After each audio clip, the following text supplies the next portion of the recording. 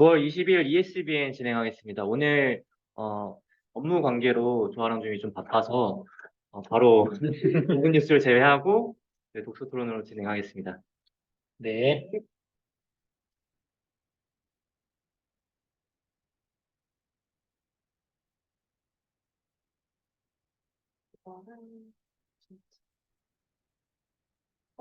반영이 안 되죠. 응, 됐어. 됐다. 네. 느리구나. 이거 키워줘요. 더 키워야 될까요? 화면을 좀 키워서 글씨를. 그러면 전체 화면을 중지를 하고, 그렇게 키우면 되잖아. 방금 됐는 거 같은데. 그냥 여기에서, 네. 아까 화면이 커지던데, 자동으로. 커졌다고요? 응. 여기에서 이렇게 커졌다고요? 안 커졌는데? 키워봐. 안 커지는데? 아, 그래? 아까 커졌는데?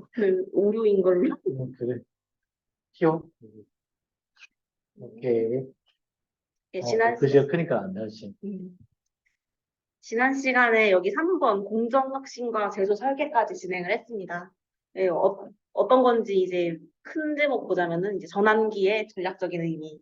어떤 전환기냐면 이제 성숙기로의 전환기의 전략적인 의미. 그리고 이제 4번부터 시작을 하도록 하겠습니다. 예. 성숙기로 이제 전환하게 될 때 구매 영역의 확대가 이루어집니다. 이제 기존 고객에게 더 많이 파는 것이 새로운 고객을 찾는 것보다 더 바람직할 수 있는데요. 이 이유는 이제 이미 성숙기의 사업이 접어들었기 때문에 이제 구매자들은 거의 이제 이 제품을 기준으로 봤을 때 이 제품을 구매할 사람들은 이미 정해진 거나 다름이 없습니다. 안 살 사람들은 안 사기로 마음을 먹었기 때문에 그 사람들의 마음을 돌리는 것보다는 이미 구매한 고객들에게 좀 더 뭐 다른 서비스를 붙인다든지 새로 리뉴얼을 한다든지 그런 식으로 해서 더 많은 제품을 파는 것을 로 이제 전략을 세우는 것이 훨씬 더 바람직할 수도 있습니다. 그래서 주변 장치와 서비스의 공급, 제품 라인의 고급화 및 확장 등으로 기존 고객에 대한 판매량을 증가시킬 수 있습니다. 예를 들어서 이제 자동차로 예시를 들자면은 자동차만 팔지 말고 자동차의 주변 장치, 예를 들어서 뭐 옵션이라든지 그런 것들을 한다든지 아니면 차량 라인에 대해서 더 고급화된 차량을 출시를 한다든지 그런 식으로 해서 기존에 구매한 고객들이 더 다양한 상품들을 구매할 수 있도록 유도를 할 수 있습니다. 5번으로 넘어가면은 염가 자산 구입이 있는데요. 이 오타가 있는데 이제 성숙 단계로 전환하는 과정에서 부도를 맞는 기업들이 많이 발생을 할 수 있습니다. 그러면은 이제 이 기업들이 기존에 갖고 있던 설비들을 아주 싼 가격으로 내놓을 수가 있는데요. 이때 이제 이런 설비들이 있는지를 빠르게 정보를 파악을 하면은 아주 싼 가격으로 설비들을 더 구입을 할 수 있습니다. 근데 이때는 좀 염두에 두어야 되는 게 설비들이 지나치게 많아지는 것도 경계를 해야 된다고 지난 시간에 이야기가 됐습니다. 그래서 정말 우리한테 필요한 설비인지 고민을 해보고 필요하다면은 이때 이 시기에 아주 싼 가격으로 구입할 수도 있습니다. 이게 그 이삭죽기라고 그래, 이삭죽기. 이삭죽기요. 덧짓닭이라는 말도 있고, 그냥 헐값에 나오는 거를, 그러니까 이제 현금 보유가 좀 넉넉한 그런 기업의 경우에 사실 이게 해당하지, 자본력이 없는 데는 아무리 싼 게 옆에 나와도 돈이 없으니까 못 사는데, 이게 그 97년에 그런 일이 있었어요. 그 왜 IMF 때, 그 특히 이제 의류 업체에서 매장들이 왜 이렇게 고속도로 톨게이트 나오면은 의류 이렇게 매장들이 있잖아. 그런 게 의류 회사들이 많으니까 막 헐값에 되게 싸게 나왔었어. 근데 그거를 부산의 한 업체는 현금을 그때 가지고 있어가지고 아주 헐값에 그 평상시 가격에 뭐 10%, 20% 사들여가지고 그 대리점 있는 대펑들이는 그런 싸구려 빌딩들을 사가지고 그거 딱 생각나네. 염가 자산 구입. 그쵸. 이렇게 자본력을 갖춰야지 가능한 거지. 평소에 돈을 많이 모아놔야지. 근데 이게 이제 시장을 보는 눈이 사실 있어야 되는 거죠. 예. 내가 이 돈, 분명히 뭔가 온다. 이런 어떤 위기가 올 거다라고 하는 것을 알고 있어야지. 이게 어쨌든 자금을 좀 이렇게 안 쓰고 갖고 있는 거죠. 근데 사실 지금 우리 지금 이 시대에도 어쩌면 이제 그 버블이 이제 붕괴가 되는 그게 내년에 본격적으로 일어날 수도 있어요. 이게 자산 그러면 우리는 왜 실물 자산, 뭐 건물이나 기계나 이런 게 자꾸 떠오르잖아. 사람도 자산이야. 맞아. 빨리 그러니까 어디서 주워와야죠. 뭐야, 좋은 회사에서 일하던 사람들이 회사가 망하면 예, 그러니까 그 사람들이 싼 인력들이 대거 쏟아져 나오거든. 그때 기삭죽 그러니까 그럴 수 있다. 그래서 좀 항상 그 자금 계획이라는 게 중요하다. 회사에서. 그리고 이제 구매자 선택이 있습니다. 이제 바람직한 구매자들을 확인하고 이들을 놓치지 않는 것이 무엇보다 중요하다고 합니다. 이거는 뭐 너무 당연한 이야기라서 네. 근데 고객 관리를 잘해야 되는 거지. 우리 그 라베론에 지금 되게 바람직한 고객들이 많잖아.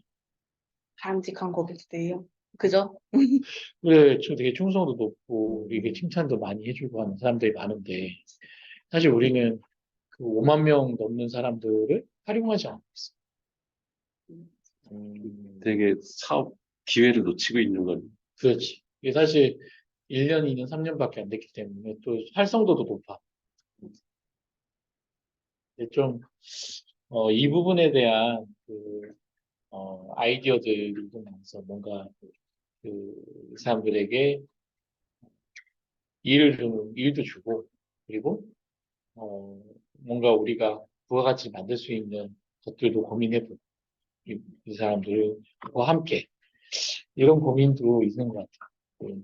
신제품 기획하듯이 그런 기획 회의를 그 5만 명 그룹을 이렇게 그 인구 통계를 분석해 보면은 그 사람들이 어떤 사람이라는 걸 이제 성향을 파악을 해요. 나오죠. 네. 그러니까 직업이나 뭐 소득이나 성별, 나이 이런 것들을 해보면은 이렇게 분포를 우리가 찾아낼 수가 있거든.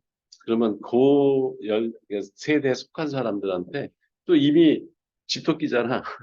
어찌 보면은 네. 그래서 들어와 있는 그 고객이기 때문에 뭘 또 우리가 조사도 할 수 있거든. 그 사람들한테 어떤 그 구매 욕구를 갖고 있는지 그런 거를 그 통계 분석을 해서 기획회의를 해가지고 이 5만 명의 고객한테 우리가 서비스할 수 있는 게 뭔가, 그들이 원하는 그 요구가 정보 서비스가 뭘까 이런 것들을 가지고 우리 회사 내에 있는 인적 자원들을 동원해서 그 서비스에 우리가 뭘 대응할 수 있지 이런 거를 한번 모아가지고 중론을 모아보면 좋은 그 서비스를 개발할 수 있는 가능성이 생길 수 있지. 좀 이런 정도의 인원은 지금 이런 커머스 쪽 비즈니스 하는 사람들한테는 되게 그 좋은 어떤 소스거든요. 아니면 우리가 못하면 다른 사람한테 요청하더라도 이런 게 좀 있으면 좋겠다라는 생각이 들어요. 그렇지. 사업 아이디어가 중요한 거지. 네. 내가 할 수 있느냐 없느냐가 중요한 게 아니다. 네, 그러니까. 우리 회사에서는 일단 자원을 확보한 거잖아. 네. 그 자원을 활용해서 할 수 있는 일의 아이디어만 좋게 나오면은 그러면 그걸 투자지. 우리 팀 중에서 할 수 있으면 하고 네. 아니면 제3자에게. 제3자한테 이런 사업 할래? 하고 제안해가지고 같이 하고 네, 그렇죠. 그런 걸 기다리고 있는 사람들도 많을 텐데. 그렇죠. 넘어가면은 이제 상이한 원가 곡선들이 나타납니다. 이제 성숙 단계 시장의 전반적인 원가에 있어서 우위에 있지 않더라도 특정한 형태의 구매자, 제품, 주문량에 대해서는 실제로 더 낮은 원가의 생산자가 될 수 있도록 하는 새로운 원가 곡선을 발견하는 경우가 있습니다. 이게 이제 무슨 소리냐면은 자기 제조 과정이 이제 성숙기에 있다 보면은 훨씬 더 이제 컴팩트해지게 되잖아요. 이제 이런 것들이. 그래서 이제 그리고 이제 성숙기에 있는 산업은 너무 이제 안정적이다 보니까 소규모 업체들이 생길 수가 있어요. 예를 들어서 출판으로 치면은 항상 예전에는 대량으로 책을 뽑아가지고 몇백 부, 몇천 부 이상 팔리는 책들만 인쇄를 했다면 요즘에는 소량 출판도 하듯이 그런 식으로 이제 소량으로 하는 것에 대한 수요가 있을 수가 있습니다. 그럼 이제 원가 곡선이 요상해지는 그렇게 요상하게 되는 거죠. 그래서 이제 대량 생산하는 기업에 비해서 소량 주문이나 고객 맞춤 주문을 해주는 곳이 생산 원가에 우위가 있을 수도 있다. 보통은 이제 많이 해야지 원가가 낮아지는데 좀 이상하게 이렇게 된 네, 것도 있을 수 있어요. 제가 이게 이제 세상의 원리인데, 예, 처음에는 불도저 같이 네. 엄청 큰 게 하나 쭉 지나가. 네. 이런 노트북, 포드 자동차를 들자고. 음, 아, 네. 포드 자동차가 우리가 그 대량 생산을 했기 때문에 사람들이 사실 자동차를 다 구경한 거고. 예, 이렇게 많이 만드니까. 근데 그게 한번 쭉 지나가고 나서 그 다음에 나온 게 뭐냐면 페라리, 포르쉐, 뭐 이런 자기 취향에 맞는 차들이 가면서 고가 전략으로 가. 네. 근데 걔가 자동차인 건 맞아. 근데 걔는 대량 생산하지 않아. 그러니까 이게 결국 뭐냐면 큰 무엇인가가 성숙하면서 그 하나의 큰 길을 만들고 네. 수요를 만든 거지. 근데 그 수요는 나도 누구나 똑같고 싶지 않은 거지. 나는 왜 내가 쟤하고 똑같은 차 타야 돼? 나는 그래도 신분이 있는데, 난 내 개성이 있는데. 그래서 그런 것들이 드러나면서 이런 소장 제품이나 자기의 그걸 드러낼 수 있는 전문 그런 나에 맞춤형 어떤 제품들을 사람들은 그냥 자연스럽게 바란다는 맞습니다. 그런 심리를 이용해서 이제 그러면 이제 저긴 죽었다 하는 데가 가서 차별화 전략을 일단 다 뭔가 다릅니다. 지금 방금 말씀하신 부분 이 책에 있는 단어들이나 구조로 살짝 변형을 시켜보면은 이제 이 전장에서 저희가 신생 산업에 대한 얘기를 했잖아요. 신생 산업이 이제 처음에 어떤 기업이 들어와서 길을 뚫는 거죠. 그래서 그 시장 자체의 파이를 키우면은 이제 파이가 커진 만큼 소비자들도 많아지고 그 소비자들의 성향이나 그런 것도 군집이 생기게 되고 방금 그렇지. 말씀하신 부분이 이제 니치 마켓을 네, 맞아. 타겟팅해서 그 부분에서 이제 새로운 시장을 형성시키는 그런 부분들 말씀해 주셨는데 맞아요. 네 그렇게 이 책에 대해서 적용을 해볼 수 있을 것 네, 그렇게 가는 거지. 같아요. 네. 근데 참 세상이 이치예요. 네. 덩어리가 있으면 나중에 보면 그거를 잘게 쪼개고 싶어지는 게 모든 이치인 것 같아. 한 네. 예, 그럼 국제 다음으로 넘어가면 국제 경쟁 넘어가겠습니다. 국제 경쟁은 이제 기업이 산업에서 국제적으로 이제 경쟁을 하면서 성숙 단계를 벗어날 수 있는 그런 것들이고요. 이제 경우에 따라서 해외 시장의 산업 구조가 국내에서의 치열한 경쟁보다 좀 더 유리하게 작용할 수도 있습니다. 물론 이제 어떤 산업이냐에 따라 다르겠지만, 근데 대신에 이제 이런 전략의 약점이 있는데요. 이거는 이 산업의 문제를 근본적으로 해결해서 성숙기를 벗어나고자 하는 그런 것이 아니고 시장을 다른 시장으로 옮겨가서 어떻게 보면 도피성의 해결 방안이라서 이건 그냥 문제를 잠깐 지연시키는 것에 부족할 뿐 이제 만약에 미국으로 옮겨가서 좀 괜찮아요. 그러면 이제 미국에서도 언젠가는 성숙기에 이 산업이 달하게 되면은 같은 문제가 또 발생하는데 언제까지 도망만 다니면서 미국에서 뭐 일본, 뭐 일본에서 중국으로 옮겨 다닐 수는 없다는 거죠. 그래서 결과적으로 성숙기를 벗어나서 이제 다시 앞으로 전성기로 되돌아가고 싶다면은 이런 국제 경쟁에 뛰어들고 하는 것은 근본적인 해결책은 아니라는 이야기입니다. 우리나라 건설 산업이 대표적이에요. 그러니까 왜 옛날 중동 특수 막 네. 이런 거 누릴 때 그 건설사들이 되게 성장도 많이 했고 그 시장이 되게 커졌거든. 네. 근데 그게 이제 웬만한 공사가 다 된 거야. 집이야 무슨 뭐 그 터널 공사 뭐 이런 거 다 웬만큼 다 되니까는 그 많은 인력과 장비를 써먹을 데가 없고 그러니까는 이제 중국 뭐 러시아 뭐 이런 두바이 뭐. 러시아가 막 이렇게 갈라졌잖아 여러 나라로 네. 소련이 그런 그 조그만 나라들 이런 데다가 이제 그 건설사들이 가가지고 공사를 하기 시작했는데 이제 암초에 부딪힌 거지. 그게 이제 성숙기에 제대로 대처하지 못한 사례 중에 하나거든. 돈을 못 받아.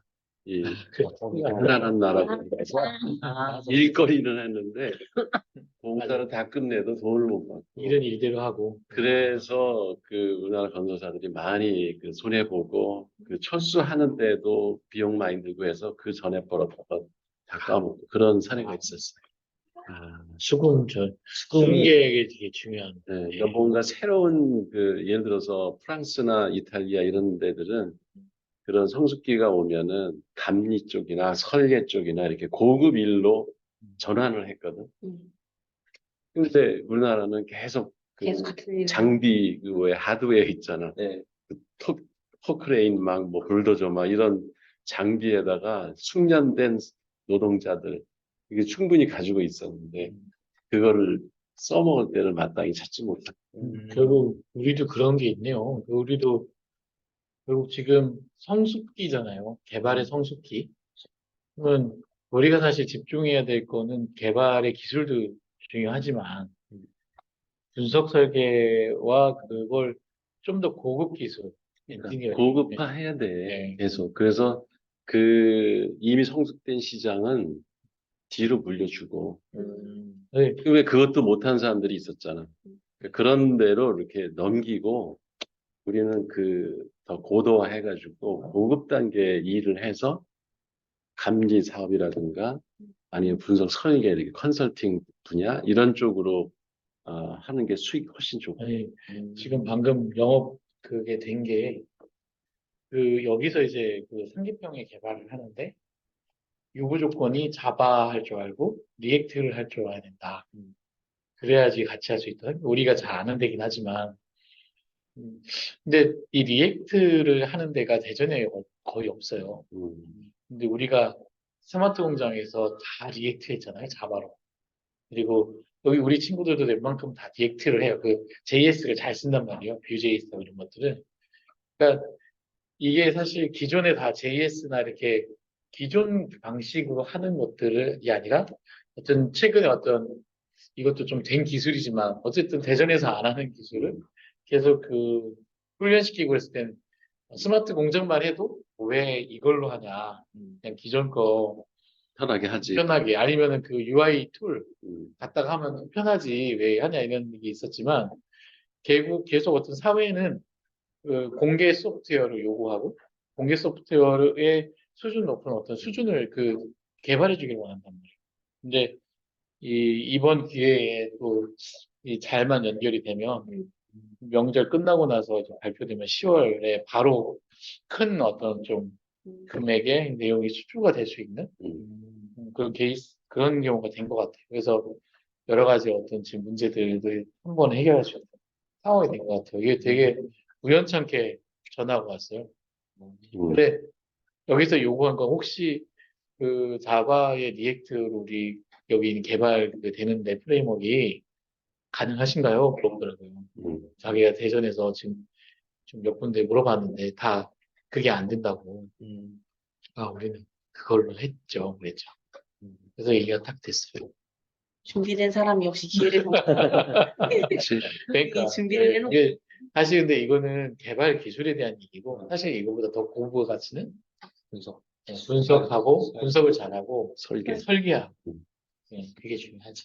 아키텍처. 네, 아키텍처. 아키텍처 잡아내고. 요즘 또 그런 일도 많아요. 전산센터에 그 쿠버네티스하고 그 쿠버플로우로 MLOps 이 구성해 주는 거 있잖아요. 그 GPU 네. 해가지고 그런 일도 되게 많아졌어요. 그건 계속 고도화돼. 네. 그거는.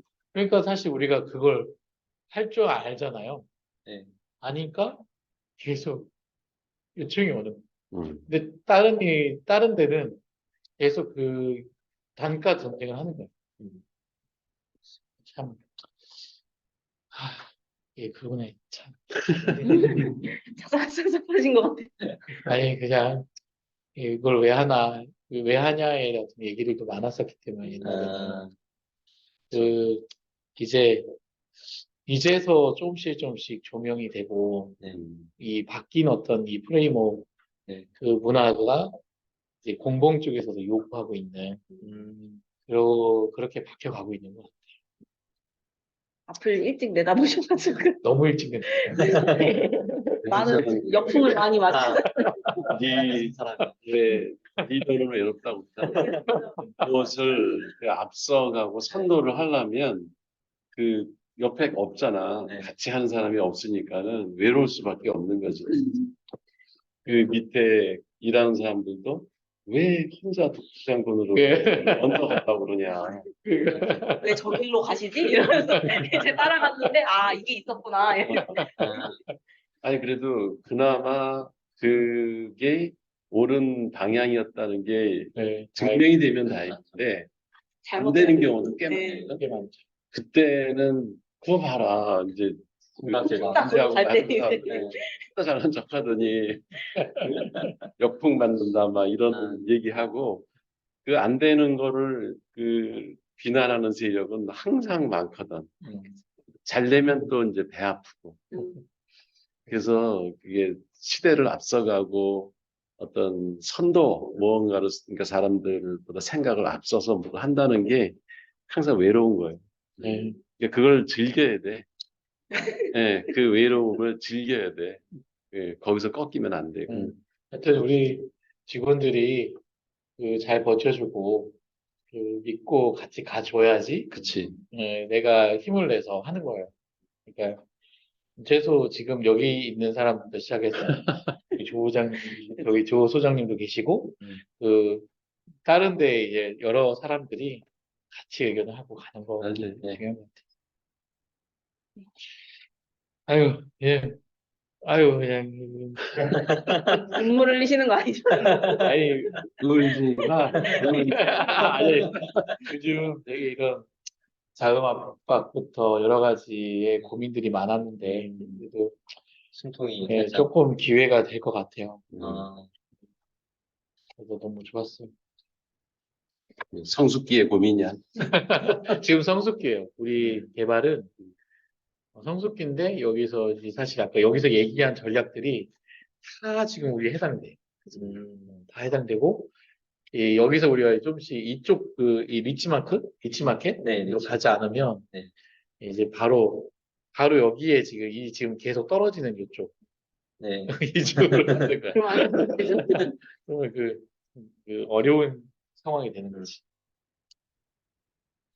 그럼 이제 다음 9번 화두가 가겠습니다. 그리고 이렇게 전략 전환을 하는 게 꼭 시도되어야만 할까? 이런 방금 말씀해주신 것 같아요. 그래? 네, 성숙 단계 산업에서 성공적으로 경쟁하기 위해서 앞서서 계속 전략적인 변화가 필요하다. 뭐가 바뀌어야 된다 하지만 꼭 그래야만 하는 건 아니라는 거 합니다. 이제 그래. 선택은 이제 자원뿐만 아니라 산업에서 계속 종사할 기업체들의 수, 뭐 여러 경우의 수가 너무 많고 이것들을 이제 다 이제 뭐 적응되는 동안 발생한 혼란이 예상되는 기간, 뭐 미래 산업 수익성 이런 것들을 다 분석을 해서 어떤 경우의 수가 있을지 너무 무수히 많은 경우의 수를 분석을 해서 예를 들어서 뭐 차별화 전략으로 가자, 뭐 어떻게 그냥 유지하자, 뭐 이런 것들을 그때 가서 결정을 하는 거지. 반드시 지금까지 했는 거 다 엎어가면서까지 꼭 뭔가 변화를 하자 이렇게 할 필요는 없다고 하고요. 장기적으로 봤을 때 산업 구조가 뭔가 호의적일 경우에는 이제 전환기의 혼란에 이제 잠재적 진입 기업에 대한 이제 새로운 진출 기회가 되기도 하고 어쨌든 이제 전략을 전환하는 게 필요하다면 해야 되지만 필요한지 아닌지를 먼저 분석을 하는 과정이 반드시 필요하다. 그리고 필요 없다면 꼭 전환하지 않아도 된다. 이런 이야기를 하고 있습니다. 넘어가서 전환기의 전략적인 함정, 이제 함정에 대한 이야기를 또 진행하도록 하겠습니다. 아, 함정이 있구만. 그죠? 함정이 있죠. 항상 전략에는 항상 함정이 있는 것 같아요. 내 전략이 완벽하지 않으면은 함정에 빠질 수가 있는데요. 이제 산업에 대한 기업 자체 인식과 외부 인식. 이거 지난 시간에도 얘기가 됐던 거예요. 이게 뭐냐면은 성숙기에 오면은 이제 성공의 맛을 너무 많이 봤어요. 매출도 막 엄청 올라가고 맨날 매년 매출을 새로 신기록을 갱신하고 너무 많은 그런 걸 보기 때문에 기업이 자산이 상대적 능력에 대한 인식이 좀 떨어지는 거죠. 그래서 어떤 느낌이냐면 스스로에 대한 인식이 너무 이제 좋기 때문에 우리는 뭐 여태까지 성공적인 선택만 해왔고 나만 믿어 뭐 예를 들자면은 나 하는 거 실패하는 거 봤어 뭐 이렇게 해가지고 네. 오만할 수가 있죠. 그래서 딱 이렇게 막 하면은 이제 외부의 예를 들어서 A 회사는 우리보다 항상 못했잖아. 거기는 뭐 나는 거긴 아니라고 생각해 뭐 이런 식으로 하는 거 이거가 아니 아니, 그게 내 얘기하고 있는 거야. 진짜요? 내가 맨날 그 모사를 막 하잖아. 아니면 아무튼 그런 식으로 해서 이제 전략을 해오지 않는다면 뭐 방심한다면 네. 그러면은 이제 함정에 빠지는 거죠. 그건 아니지. 나는 그 방심하지 않으시잖아요. 더 큰 완전히 이기는 전략을 세우려고 하지. 그죠? 이렇게 가면 괜찮은데 이제 신경 쓰지 말아야 돼. 아예 그냥 그렇게 해버려 한다든지 그런 식으로 하고 스스로의 인식을 어떤 상황인지 지금 기업에 대한 파악이 안 되는 걸 얘기를 하는 거예요. 그래서 우리가 어떤 위기에 처했는지 전혀 모르고 이 앞으로 어떻게 될지 모르는 상태에서 좀 성공했으니까 앞으로도 괜찮겠지. 매출이 좀 안 나오네? 그래도 괜찮을 거야. 지금 우리 AI 사업 본부가 작년까지 그 영업외 수익이 110억을 했지만 올해 우리가 20억을 했잖아요. 사실 작년 그까지만 해도 110억 할 때는 뭐 우리 승승장구했지. 뭐 우리만한 데 없다 막 했지. 근데 사실 올해도 되게 잘한 거긴 하지만 그럼에도 사실 이게 규모가 줄면서 다시 의기소침도 해지고 맞아요. 그리고 딴 데 가면 110억 했다고 막 깜짝 놀래. 그런 취해 있으면 안 된다는 거지. 맞아요. 그건 다 한 번 지나간 신기루죠, 신기루. 근데 이제 문제가 있다는 것은 여기 세 번째 줄에 문제는 이 가정이 실제로 경험했던 거라서 수정하기 어려운 사람들이 많은 거죠. 실제로 110억을 네. 수집했었기 때문에 사실이잖아요. 상상이 아니고 사실. 현실 기반이다 보니까. 진짜로 했었던 걸 이렇게 하면서 그때의 영광을 잊기가 어려운 거죠. 우리는 이미 다 잊었어. 저희 금방 잊었죠. 이제. 지금 5천만 원짜리, 1천만 원짜리 지금 열심히 찾고 있는데, 그래서 그런 우선순위라든지 이런 걸 재조정하고 이런 거 함정에 빠지지 않도록 인식을 개선을 해야 되는 거죠. 우리가 언제까지나 최고가 아닐 것이고 명언만 들어있어. 생명력이 언제까지나 이제 그래요. 아니, 우리 아래 있지 않을 것이라는 것을. 우리 조주임이 진짜 인사이트 있게 잘 얘기하네. 뼈를 많이 때리십니다. 아닙니다. 노리지 않았습니다. 절대 아니. 또 어중간한 입장. 지난 한 3장에서도 어중간한 그거에 대한 얘기를 했는데 어중간한 사람들이 항상 있어요. 그 어중간한 입장 예전에는 어중간하게 있어도 한참 성공 가도를 달릴 때는 중간은 가. 중간은 가요. 그냥 어중간하게 이렇게 들어있어도 같이 올라가다 보니까 딸려서 같이 올라가게 되는데 이제는 어중간하게 있는 곳은 이제 쇠퇴의 길로 접어들 수밖에 없습니다. 그게 맞아요. 그 어중간한 게 뭐냐면 우리가 지금 개발할 때 네. 어쨌든 부으니까 계속 네. 그리고 우리가 110억 할 때도 그냥 돈이 많으니까 막 부으니까 되는 것 같이 보였지만 사실 그때 우리가 상당히 효율적으로 하지 않았죠. 근데 지금 이제는 효율적으로 하지 않으면 망해요. 지금 20억밖에 구멍이 없어요. 20억밖에 없으니까. 그러니까 이게 이럴 때 뭔가 많을 때 오히려 이 적을 때 철저하게 원가 관리를 했어야 돼. 네, 그렇죠. 그래서 지표 관리로 사람이 그런데 돈 없다 하면은 돈 없는 줄 몰라요. 그냥 누구나 그냥 하는 말이 있잖아요. 그냥 습관적으로 하는 말처럼 보이지만 딱 지표로 지금 우리 원가 그 원가 생산성이라고 했나요? 그 단위 생산성이 상당히 낮아.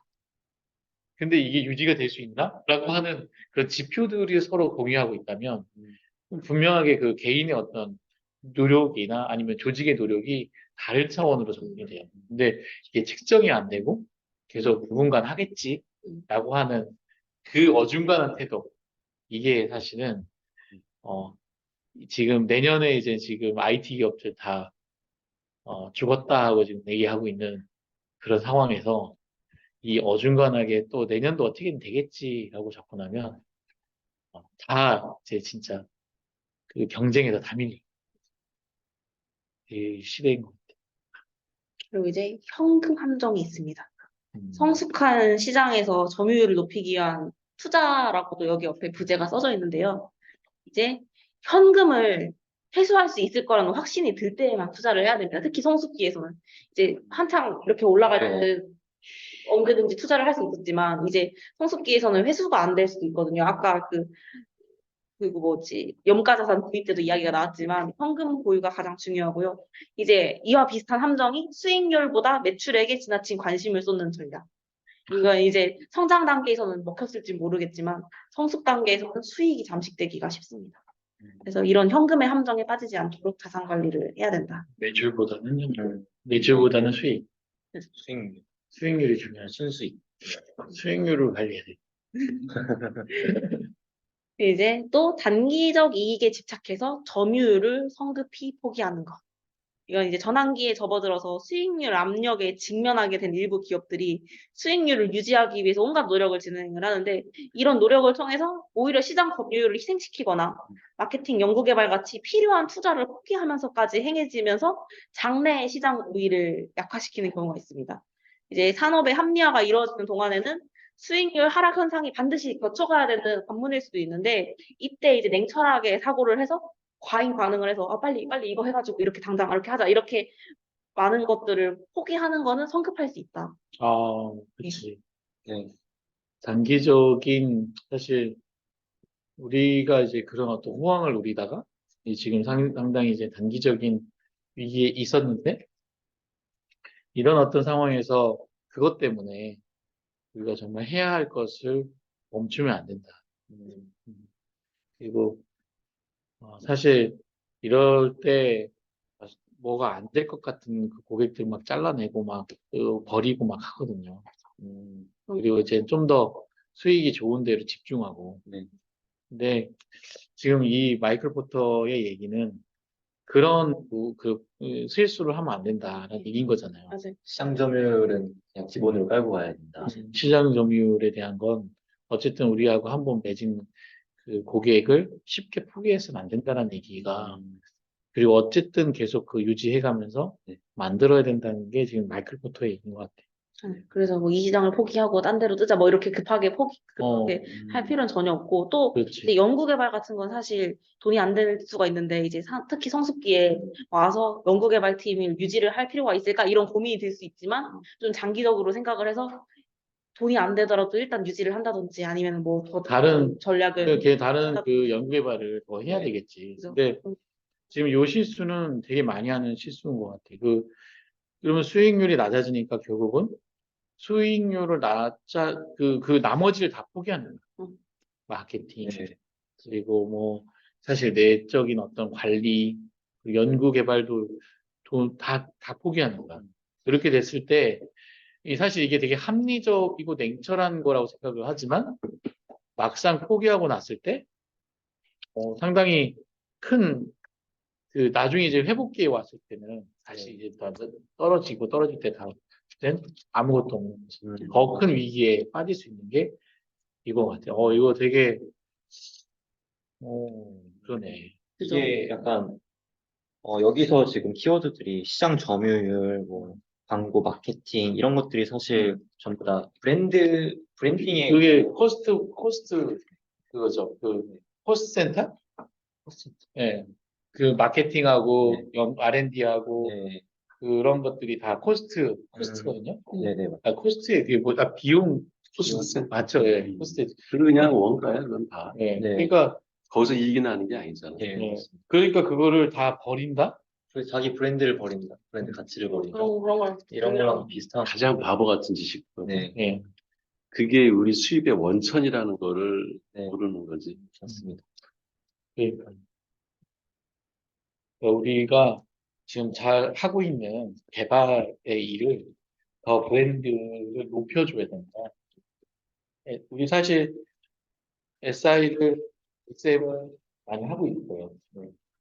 근데 이게 지금 시장에서 경쟁이 심하고 하기 때문에 그걸 버리는 게 아니라 고도화할 방법을 계속 노력을 해야 돼요. 그치. 그런 사업에, 그러니까 우리가 기술을 고도화하고 네. 그 업무 효율을 높여서 네. 네. 거기서 수익을 낼 생각을 해야지. 그 과거에 비해서 여기 수익성이 낮다 그래가지고 사업을 벌이는 건 바보라고. 예. 그러면 안 된다는 거죠. 응. 새로운 한 분이 더 들어오셨네요. 1. 일? 지금 네. 조용히 보고 싶으신 것 같으세요. 네. 모른 척하고. 네, 알겠습니다. 이제 앞에서는 이제 장기적 이익에 집착해가지고 모든 것을 포기하는 사례가 있었다면 오히려 가격 경쟁에 대해서 비합리적인 반응을 하는 이제 착하다고 해야 될지 바보라고 해야 될지 그런 기업도 있습니다. 우리는 가격을 놓고 경쟁하지 않는다. 여기 옆에 써져 있는 이제 예전에는 가격 경쟁이 필요하지 않았기 때문에 이걸 회피하는 것이 올바른 일이었을 수도 있어요. 우리는 가격으로 경쟁하지 않고 고급화로 해서 할 수도 있지만 지금은 이제 가격 경쟁도 진행이 돼야 될 수 있다. 상위에 올라가면 맞아. 모두 다 비슷해지기 때문에 더 이상 먹히지 않고 가격 경쟁을 할 수밖에 없는 상황. 그렇지. 그러니까 그게 너무 당연한 건데, 하지만 우리는 가격을 놓고 경쟁하지 않는다. 이렇게 하면은 이제 바보가 되는 거죠. 그렇지. 그리고 또 이제 산업 활동 변화에 대한 또 다른 비합리적인 반응이 있을 수 있습니다. 그런 변화가 이 산업에 해를 끼친다. 그러니까 전환기에는 마케팅 기술이나 생산 방법, 유통업자 맺은 계약 등 뭐 얽힌 것들이 너무 많아가지고 여러 측면에서 이제 변화를 해야 되는데 이런 이제 너네가 뭐 이렇게 산업에 대해서 어떤 새로운 시도를 하거나 전환을 하는 것은 이 산업 전체에 해를 끼쳐. 이렇게 좀 부정적으로 바라보는 거부의 자세를 가지면은 이제 새로운 환경에 적응을 하지 못하게 되는 거죠. 그 기업은 결국에는 네. 뒤처지고 도태되게 되는 그런 비합리적인 사고방식이라고 생각해요. 이게 그거, 넌 그렇게 하는데 난 이렇게 할 거야. 네가 그 하는 방식은 안 맞아. 그러면 안 돼. 뭐 이랬잖아. 그런 어떤 저항? 난 그렇게 절대 안 할 거야. 뭐 변해? 변하는 건 변하는 거고 나는 계속 이걸 고수해. 야, 이 뭐지 그 음식의 핵심. 장인 정신. 막 떠올라라는 회사에서도 뭔가 혁신을 하려고 그러면 원래 자기가 하던 방식이 옛날에 잘 통했거든. 네, 그죠. 그거에 대한 기억 때문에 네, 맞아요. 왜 쓸데없이 그걸 자꾸 하냐. 앞에 있다. 앞에 내었더니 앞에 나왔더니 그때 성공의 기억을 잊지 못해서. 네, 그러니까 그게 결국은 변하지 않는다. 네, 맞죠. 자꾸 라떼를 찾고, 네, 맞아요. 라떼 마시고 이제 하여튼 만고의 진리는 만물은 끊임없이 변한다는 거. 네, 맞아요. 그 변화가 하기 때문에 생물은 만물이 변하니까 그 안에 사는 생물도 그걸 계속 대응해가면서 가야지 생존할 수 있는 거지. 그걸 맞서는 게 정말 바보 같은 짓이다. 나는 이 흐름에 맞서고 절대 쓸려가지 않겠다. 이대로 이제, 버티다가 또 근데 그런 성공 사례를 사람들은 많이 얘기해요. 아, 버텨서 버텨서 근데 성공한. 그게 정말 어쩌다 한 번 있는 케이스지. 그게 모두가 그럴 수는 없다는 거죠. 특히 요즘은 더 그런 것 같아요. 옛날에는 기술이나 뭔가 생각의 패러다임의 변화가 한 10년, 20년 이렇게 됐었다면은 지금 뭐 5년, 3년이면 그러니까. 그 사이클이 네. 점점 짧아지니까 이게 옛날에는 성공 신화라는 게 우리가 이렇게 다른 사람이 뭘 해서 어떻게 성공했다. 네. 그러면 그걸 배워가지고 네, 그것도 이제 벤치마킹이라고 그러잖아요. 네, 배워가지고 그걸 선례를 따라서 우리가 또 하면은 네. 또 남는 게 또 있어. 네. 이제 그런 식으로 학습, 그다음에 전이 이런 것들이 일어나는데 네. 요즘에는 참고는 하되 네. 그대로 따라하면은 망하는 경우가 더 많아. 네, 맞아요. 이게 엔트로피가 증가해서 그래요. 어. 엔트로피가 증가하면 복잡성이 높아지고 회전율이 높아지고 어디까지 하우스의 세계에 가면 폭발해야 돼. 다시 한번 빅뱅이 와야지. 초신성 폭발이 한번 있어야지 그 가스처럼 이렇게 네. 굽어져야 돼. 무게가 생겨서 그래. 아, 이제 시스템도 더 가볍게 하고 이제 그치 다시 클라우드로 전부 다 올리고. 그게 노마디즘이야. 맞죠? 빅뱅이 안 일어나면 이제 다 블랙홀이 되는 거예요. 예. 그냥 빨려 들어가는 거. 그치. 그래서 털을 옮겨야 돼 털을. 또 이 앞에서 얘기했던 거랑 또 이제 극단적으로 간 케이스인데요. 기존 제품을 개선하고 적극적으로 판매하려는 대신에 창조적이고 새로운 제품만을 강조한다. 이것도 또 너무 앞서 나가고 있는 거죠, 혼자서. 네, 뭐 새로운 제품과 의용품 개발이 성숙 단계에서는 솔직히 힘들다고 앞에서 말씀을 드렸는데 혼자서 막 말도 안 되는 걸 계속 하려고 기존 제품을 먼저 기존 고객들에게 더 많이 팔고 세분화한다든지 그런 전략을 세워야 되는데 참신함과 세련됨 이제 이것도 마찬가지로 과거에 뭐 빨간색 자동차를 처음으로 해가지고 색깔 자동차가 인기가 많아졌다. 그럼 막 계속 색깔 칠하고 이제는 뭐 날개도 달아보고 막 이렇게 너무 과하게 가는 거 필요가 없는 것 같아요. 이렇게 가면 예시가 아주 적절한. 색깔 자동차까지는 먹힐 수 있었지만 네. 갑자기 불필요한 날개는 다 저 닮아가는 것 같아. 대화하다 보니까. 아주 그 뭐야 이게 말하는 투도 그렇고 그렇게 예를 드는 것도 그렇고. 얘도 그렇고. 아, 맞아요. 근데 이게 지금 어디서 많이 일어나냐면 IT를 지금 하는데 사실 돈이 지금 되는 거는 제품을 만들고 지금 우리 개발하는 거 개발하고 조금씩 이제 시스템 플랫폼 구축하고 거기에 데이터를 모으고 그 데이터와 사람을 기반으로 또 비즈니스를 하나씩 물건을 팔고 요 사람들은 돈을 벌고 있거든요. 근데 AI, 뭐 메타버스, 뭐 블록체인 이러면서 새로운 어떤 신기술을 촥 제시하면서 얘가 이렇게 하고 있는 거는 정말 발죽부시대다. 부닥다리다. 예, 이렇게 와야 된다. 걔들은 한심하다. 예, 예. 그러면서 이제 그쪽을 가는 데들은 다 굶고 있어. 맞습니다. 걔네들 다 투자 금액으로 먹고 살고 있지, 돈 벌어서 뭐 하는 데는 없어요. 그 토스조차도 그 토스라고 하는 그런 좋은 모델을 갖고 있는데도 걔들조차도 적자, 완전 적자. 당근도 완전 적자. 근데 사실 이게 신기루라는 거예요. 새로운 제품이나 새로운 어떤 것들을 접목하면 뭔가 바로 될 것 같지만 나도 이제 깨달은 거지. 그거는 추구할 바긴 해. 방향이니까. 하지만 현재의 지금 우리가 하고 있는 일들, 우리가 지금 만들고 있는 일들이 더 견고하고 촘촘하게 만들어져야지.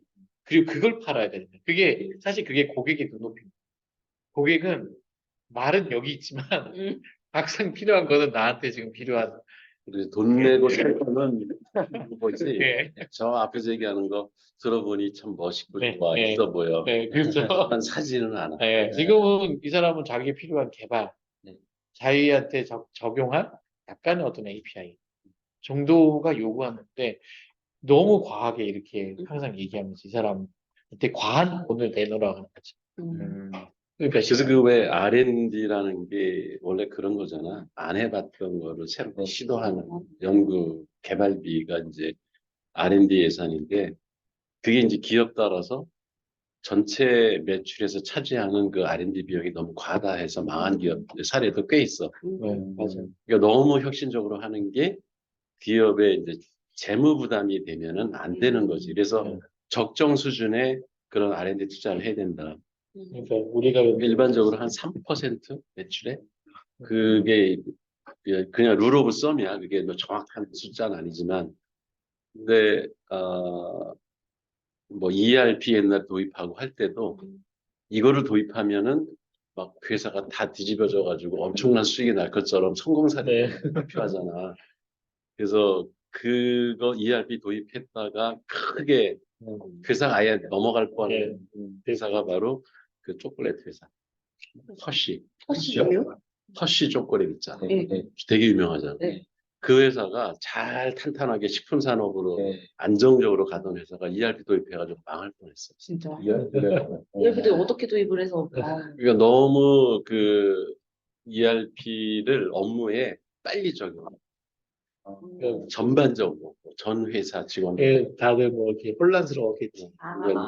불만도 많고. 오히려 그 학습하는데 좀 더 그러니까 이게 트랜지션 네. 그 과정이 필요하거든. 네. 우리가 전이하는. 아, 그래서 아까 이제 신산업, 그 성숙기 산업에서 신산업으로 갈 때도 이렇게 겸해서 가야 된다는 그죠. 거죠. 네. 그러니까 포션을 조금씩 줄이면서 예를 들어서 우리 회사에 SI 사업이 이제 옛날보다 수익성이 떨어진다. 근데 갑자기 뚝 끊어버리고 무슨 AI 뭐 네. 플랫폼 이런 사업만 한다. 그럼 한 방에 갈 수가 있어. 정말 가는 거예요. 맞아요. 근데 그거는 수익성이 어차피 시장이 망곡이 됐기 때문에 서로 경쟁들을 많이 하니까 정부에서 네. 발주할 때도 단가가 점점 맞아. 많이 줄 수밖에 없어. 그러니까 그 시장을 버리면 안 되는 거고 버리는 게 아니라 옛날에는 우리의 원가 비중이 예를 들어서 인건비 투자가 많았다. 그리고 기술에서 버는 돈은 별로 없었다. 그러면 그렇게 성숙된 산업에서는 우리의 기술 포션이 늘어가면서 그러니까 고도화하는 거지. 다른 데가 뭐 100명을 투입해서 개발할 거를 우리는 신기술을 개발해서 30명, 40명. 한 30명, 40명으로도 개발할 수 있게끔 하면 거기서 인건비만큼을 또 수익을 또 낼 수가 있기 때문에 그 사업을 하는 게 우리한테 수익이 됩니다. 그래서 옛날 방식을 고집하고 있는 회사한테는 그거 따봐야 오히려 적자인 거죠. 월급들 다 주고 나면. 그래서 그런 사업의 비중을 우리가 그게 한계가 있잖아. 우리가 뭐 계속 고급 기술자만 양성을 해가지고 그런 사업을 점점 고도화해가지고 인건비를 남긴다? 그것도 불가능할 수가 있잖아. 그러니까 시장이 그렇게 흘러간다 하면은 우리가 그 사업 비중을 이제 점점 전체 우리 매출에서 줄이는 거지. 줄여나. 어차피 이 시장은 이제는 어느 순간에는 버려야 될 그 시장이다 하면은 포션을 줄이고 그 대신 그거를 대체할 만한 새로운 수익성이 있는 뭐 AI 뭐 플랫폼이든 뭐든 그 데이터 뭐 빅데이터 분석이든 이런 영역을 자꾸 준비를 해나가는 거지 그때.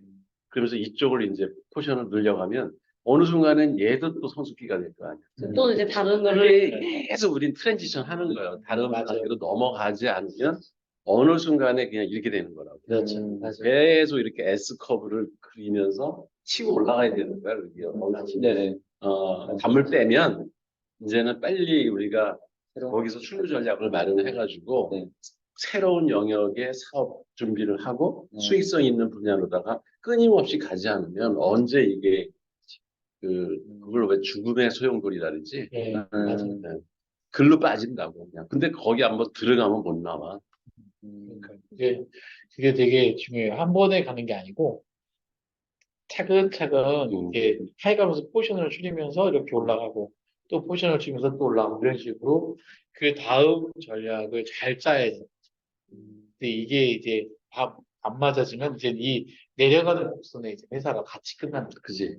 거기 한번 타면 올라가기 블랙홀. 블랙홀로 빨려 들어가는 아니 블랙홀이네. 그 전에 이제 작은 빅뱅이라도 터트려서 예. 새로운 커브를 착 예. 올라가야 되는 거지. 사실 이게 여기 다 있는 내용들이. 네, 여기 나중에 그 LLM도 우리가 기존의 어떤 그 데이터를 만드는 형식이 아니라 거대 AI라고 하는 부분들 우리가 그 만드는 형식을 탔기 때문에 내년 시장은 다 모든 데서 거대 AI를 만들겠다고 지금 막 계획을 쭉 냈을 때 우리는 웃을 수 있는 기다리고 있는. 이미 웃고 있어요. 웃고 있어요. 그거 안 돼. 아까 얘기했잖아. 오만하면 안 돼. 진짜. 아니 그럼에도 불구하고 혹시 모를 경쟁자를 조심하면서 해야 되지만 표정 관리하고. 예, 어쨌든 이렇게 계속 타고 우리도 가고 있는 거예요. 근데 이걸 못한 데들은 사실 되게 암울한 어떤 상황이 될 수 있는 거지. 네, 맞아요. 왜냐면 저희 사업하는 것도 보시면 아시겠지만 VQA 이런 거 어려워가지고 시도조차 안 한 기업들이 너무 많아요. 저희 항상 단독으로 됐거든요. 아무도 어려워서 안 GK 이런 거요. 이거 설마 그래도 경쟁 들어오겠지 했는데 아무도 안 들어와서 아무도 안 오는 이유가 있었구나. 우리가 근데 어려운 걸 해요. 사실 어려운 거 하는데 근데 이게 결국 사회에서 보니까 앞으로 어쨌든 고도화된 지식에서는 이런 형식의 데이터를 만들어야 되는 그게 경쟁력이지. 뭐. 그러니까 딴 애들은 이걸 한 번도 경험해보지 않았기 때문에 NL2SQL이라는 것도 한 번도 경험해보지 않았기 때문에 우리만 할 수 있는 거예요. 그런 게 주목받더라고요. 어려운 걸 억지로 막 일단 억지로라도 경험을 하고 있으니까 그러고 나면은 그게 경험이 되더라고요. 우리 업무에 그걸 포트폴리오라 그러잖아. 이렇게 적절한 구성. 그러니까 3%에서 한 5% 정도는 엉뚱하게 이게 왜 저런 짓을 하지? 하는 사람이 누군가 있어야 되는 거예요. 제가 하는 것 같아요. 이거 안 되는 거, 힘든 것만 하자고 그러고. 예. 근데 그게 이제 10% 가면 되게 위험한 거죠. 예, 그렇죠, 맞아요. 대표님 한 분만 계시는 거예요. 네. 맞아요. 대표님은 근데 우리가 있으셔가지고. 사실 근데 우리 회사가 되게 교수님의 어떤 말씀에 따르면 R&D나 이런 데에 정말 많이 쓰고 있어요. 약간 R&D성 일들. 근데 사실 이거는 위험하긴 한 거예요. 근데, 예, 그래도 이제 네. 막 이게 같이 노력해서 버티고 있지만 위험한 건 그러니까 한 10여 년 전에 이런 식으로 하면은 살기 힘들죠. 예, 그렇죠. 지금 이제 성숙기에 접어들었기 때문에 전환기에는 그런 과감한 예, 그렇죠. 탐구가 좀 필요한 거죠. 예, 맞아요. 그럼 지금이 약간 전환기로 보시는 건가요? 나는 전환기가 된다고 봐. 왜냐하면 기존의 개발 중심의 그 프로세스 중심의 개발에서 네. 이제 그 모델과 컨텐츠 중심의 그 이걸 개발이라고 해야 될지 기획. 뭐 이거는 그 아키텍처 설계라고 봐야 돼 그냥. 네. 사실 우리가 개발을 하는 게 아니고 아니 쉽게 모델링. 모델링 그치. 새로운 네. 방법으로 네. 찾아내는 거. 예, 그러니까 옛날에는 그 하나하나 부품을 우리가 네. 프로세스를 설계하고 거기다가 이렇게 화면 입히고 해서 네. 산업들을 글로 가게 했잖아. 근데 이제는 그런 게 아니라 이거 맞아? 라고 묻는 거야. 이거 맞아? 하면 얘가 네 하면은 그럼 거기에 맞춰서 진행하는 거야. 그러니까 이 개발의 이 프로세스를 근데 옛날에는 이걸 거치고 나서 마지막에 승인하면 여러 사람이 고려했기 때문에 이거는 적법한 어떤 절차와 최상의 것을 선택했어라고 하는 가정한 네. 근데 이제 그런 가정이 아니고 결국은 세상 일이 다 선택의 문제잖아. 그렇죠. 근데 이젠 그런 게 아니라 어떤 모델에 물어보고 그 지니 같은 데다 물어보고 네. 맞아? 네 하면 그게 답이 되는. 그러니까 이 프로세스가 이 일하는 방식이 확 바뀌는 거죠. 그러니까 이 맞아라고 하는 요걸 만드는 네. 일들이 이제 앞으로의 되게 중요한 개발 포인트가 되기 때문에 지금 이제 이게 이렇게 바뀌고 있는 게 네. 그냥 그 지금 저 단계에 있다고 보는데 이제 우리가 조금 빨리 온 거지. 빨리 온 거지. 1년, 2년만, 2, 3년만 지나면 이 프로세스 중심의 사업들은 많이 없어질 거예요. 다 이쪽으로. 그래서 어떻게 예측할 건데. 그래서 어떻게 데이터 만들어가지고 모델 만들 건데요. 이 얘기를 다 가요. 그리고 어떻게 모니터링 할 건데요. 시대가 변했지.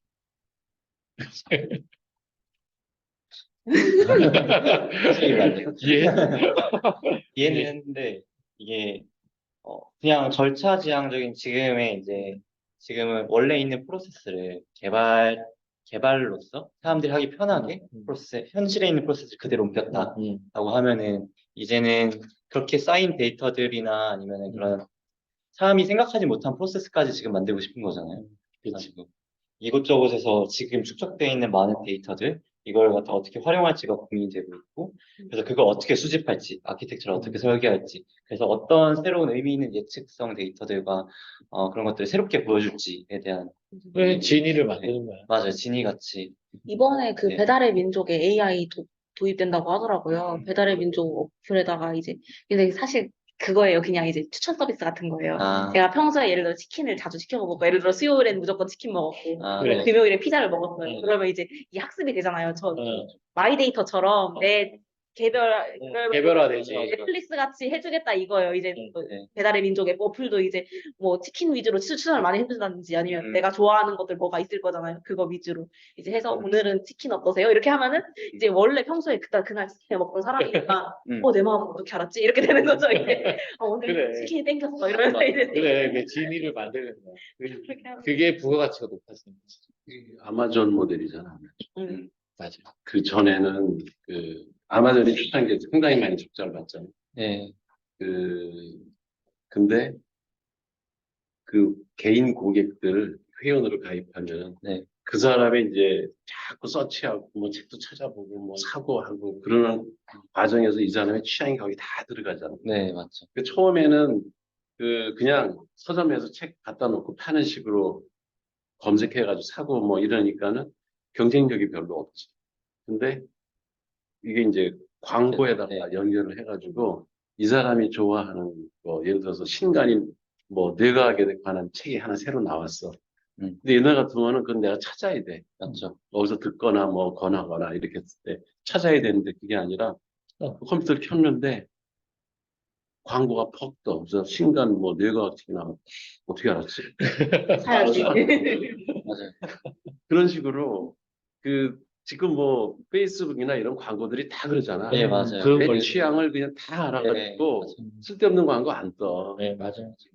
그게 이제 데이터베이스 마케팅이라는 게 사실 한 2, 30년 된 거거든.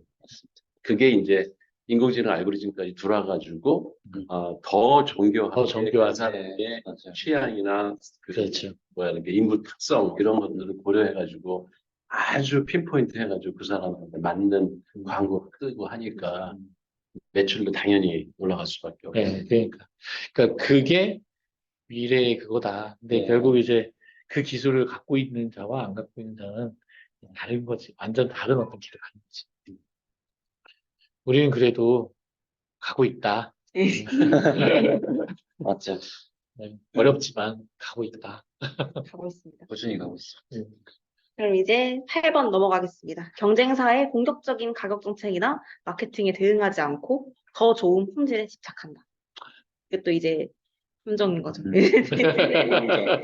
품질의 향상이 기업의 결정적인 강점일 수 있지만 품질 차이는 앞서 말했듯이 산업이 성숙되면서 사라지기 때문에 이제 사람들 가격 경쟁 결국엔 해야 된다. 앞에 했던 얘기를 좀 더 다시 강조를 한 것 같아요. 넘어가겠습니다. 그 시설 과잉 이것도 앞에 했던 얘기예요. 네. 이제 수요에 비해서 생산량을 많이 확보하거나 이제 뭐 그런 식으로 하다 보면은 이제 시설이 너무 과잉될 수 있다. 그러면은 집중화 전략 포기하고 어중간한 입장을 취하게 될 수도 있는 거예요. 이 시설을 활용을 해야 되니까 버릴 수가 없으니까. 근데 이제 처분을 하기는 해야 되는데 문제는 동일 산업 분야의 기업에 판매하면 진짜 바보짓인 거죠. 이 경쟁자한테서 우리 거 사갈래? 이렇게 하지는 말고 네. 근데 처분은 하기는 해야 되는데 이제 다른 데로 처분을 해야 되니까 옛날에 갖다 드린 거예요. 처분을 해야 된다. 근데 이제 현금 함정이라든지 그런 여러 함정들을 잘 피해서 잘 처분해야 된다. 그럼 이제 마무리 단계에서 이제 조직적인 시사점입니다. 이제 근데 이게 되게 와닿는 얘기 같네. 지금 이 성숙기 얘기를 한가 보다. 한 줄 한 줄. 우리 사업이 지금 성숙인 것 같아. 진짜 이 말 하나하나가 네. 다 적용될 수 있는 얘기들이야. 이렇게 생각하고서 우리가 지금 전략을 짜야 돼. 그렇지. 이런 걸 알고 짜는 거하고 이런 걸 모르는 상태에서 자기는 최선을 다했다고 생각해서 전략을 짜놓은 게 오히려 네. 네. 망하는 지름 망하는 게 아까 그 함정에 빠질 수 있는. 네. 여러 함정들에 빠지게 됩니다. 그렇죠. 이제 조직적인 시사점으로는 재무적인 성과에 대한 기대의 축소. 그러니까 경영자가 생각하는 만족스러운 성장률과 수익률의 기준이 본의 아니게 이제 축소가 되어야 되는 경우가 발생을 하는 거죠. 이 성장기 때와는 아무래도 다른 완만한 곡선을 그리기 때문에 이거는 마진이 팍팍 줄지. 불가피한 현상입니다. 그래서 이거를 벗어나기 위해서는 이제 S자로 커브를 그리기 위한 노력이 필요로 한 거고요. 일단 당장 직면하는 것은 이제 줄어든다. 그리고 이제 조직체 내부의 규율 강화. 성숙 단계에 접어들면서 발생하는 모든 이제 환경 변화들을 이제 선택할 수 있는 이런 전략들을 실행하기 위해서는 규율을 더 강화해야 될 것을 요구하고는 합니다. 기업들이 이런 것들 변화라든지 이런 걸 하려면 모든 걸 통제를 해야 되다 보니까. 이 비용 올라간 거 봤지? 어떤 비용? 비용 저기 전기 아끼고 PC 뭐지 또 하나가 휴게 시간 절제시키고 이런 규율들이 강화됐다고. 그러니까 그런 게 대응을 하는 거예요. 그런 대응을 안 하면 더 진짜 더 악화될 수가 있거든. 그러니까 대비하는 거지. 마인드를 만드는 게 마인드. 그 이제 다음해로 이어져서 조직원들이 이제 승진에 대한 기대가 축소되는 거죠.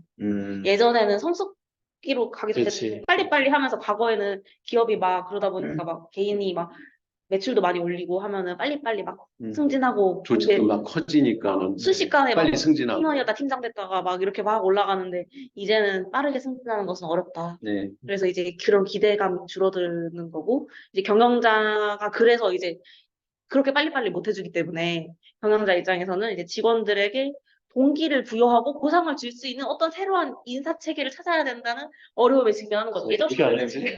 어떻게 알았지? 예전 같았으면은 우리 성숙기예요. 진단.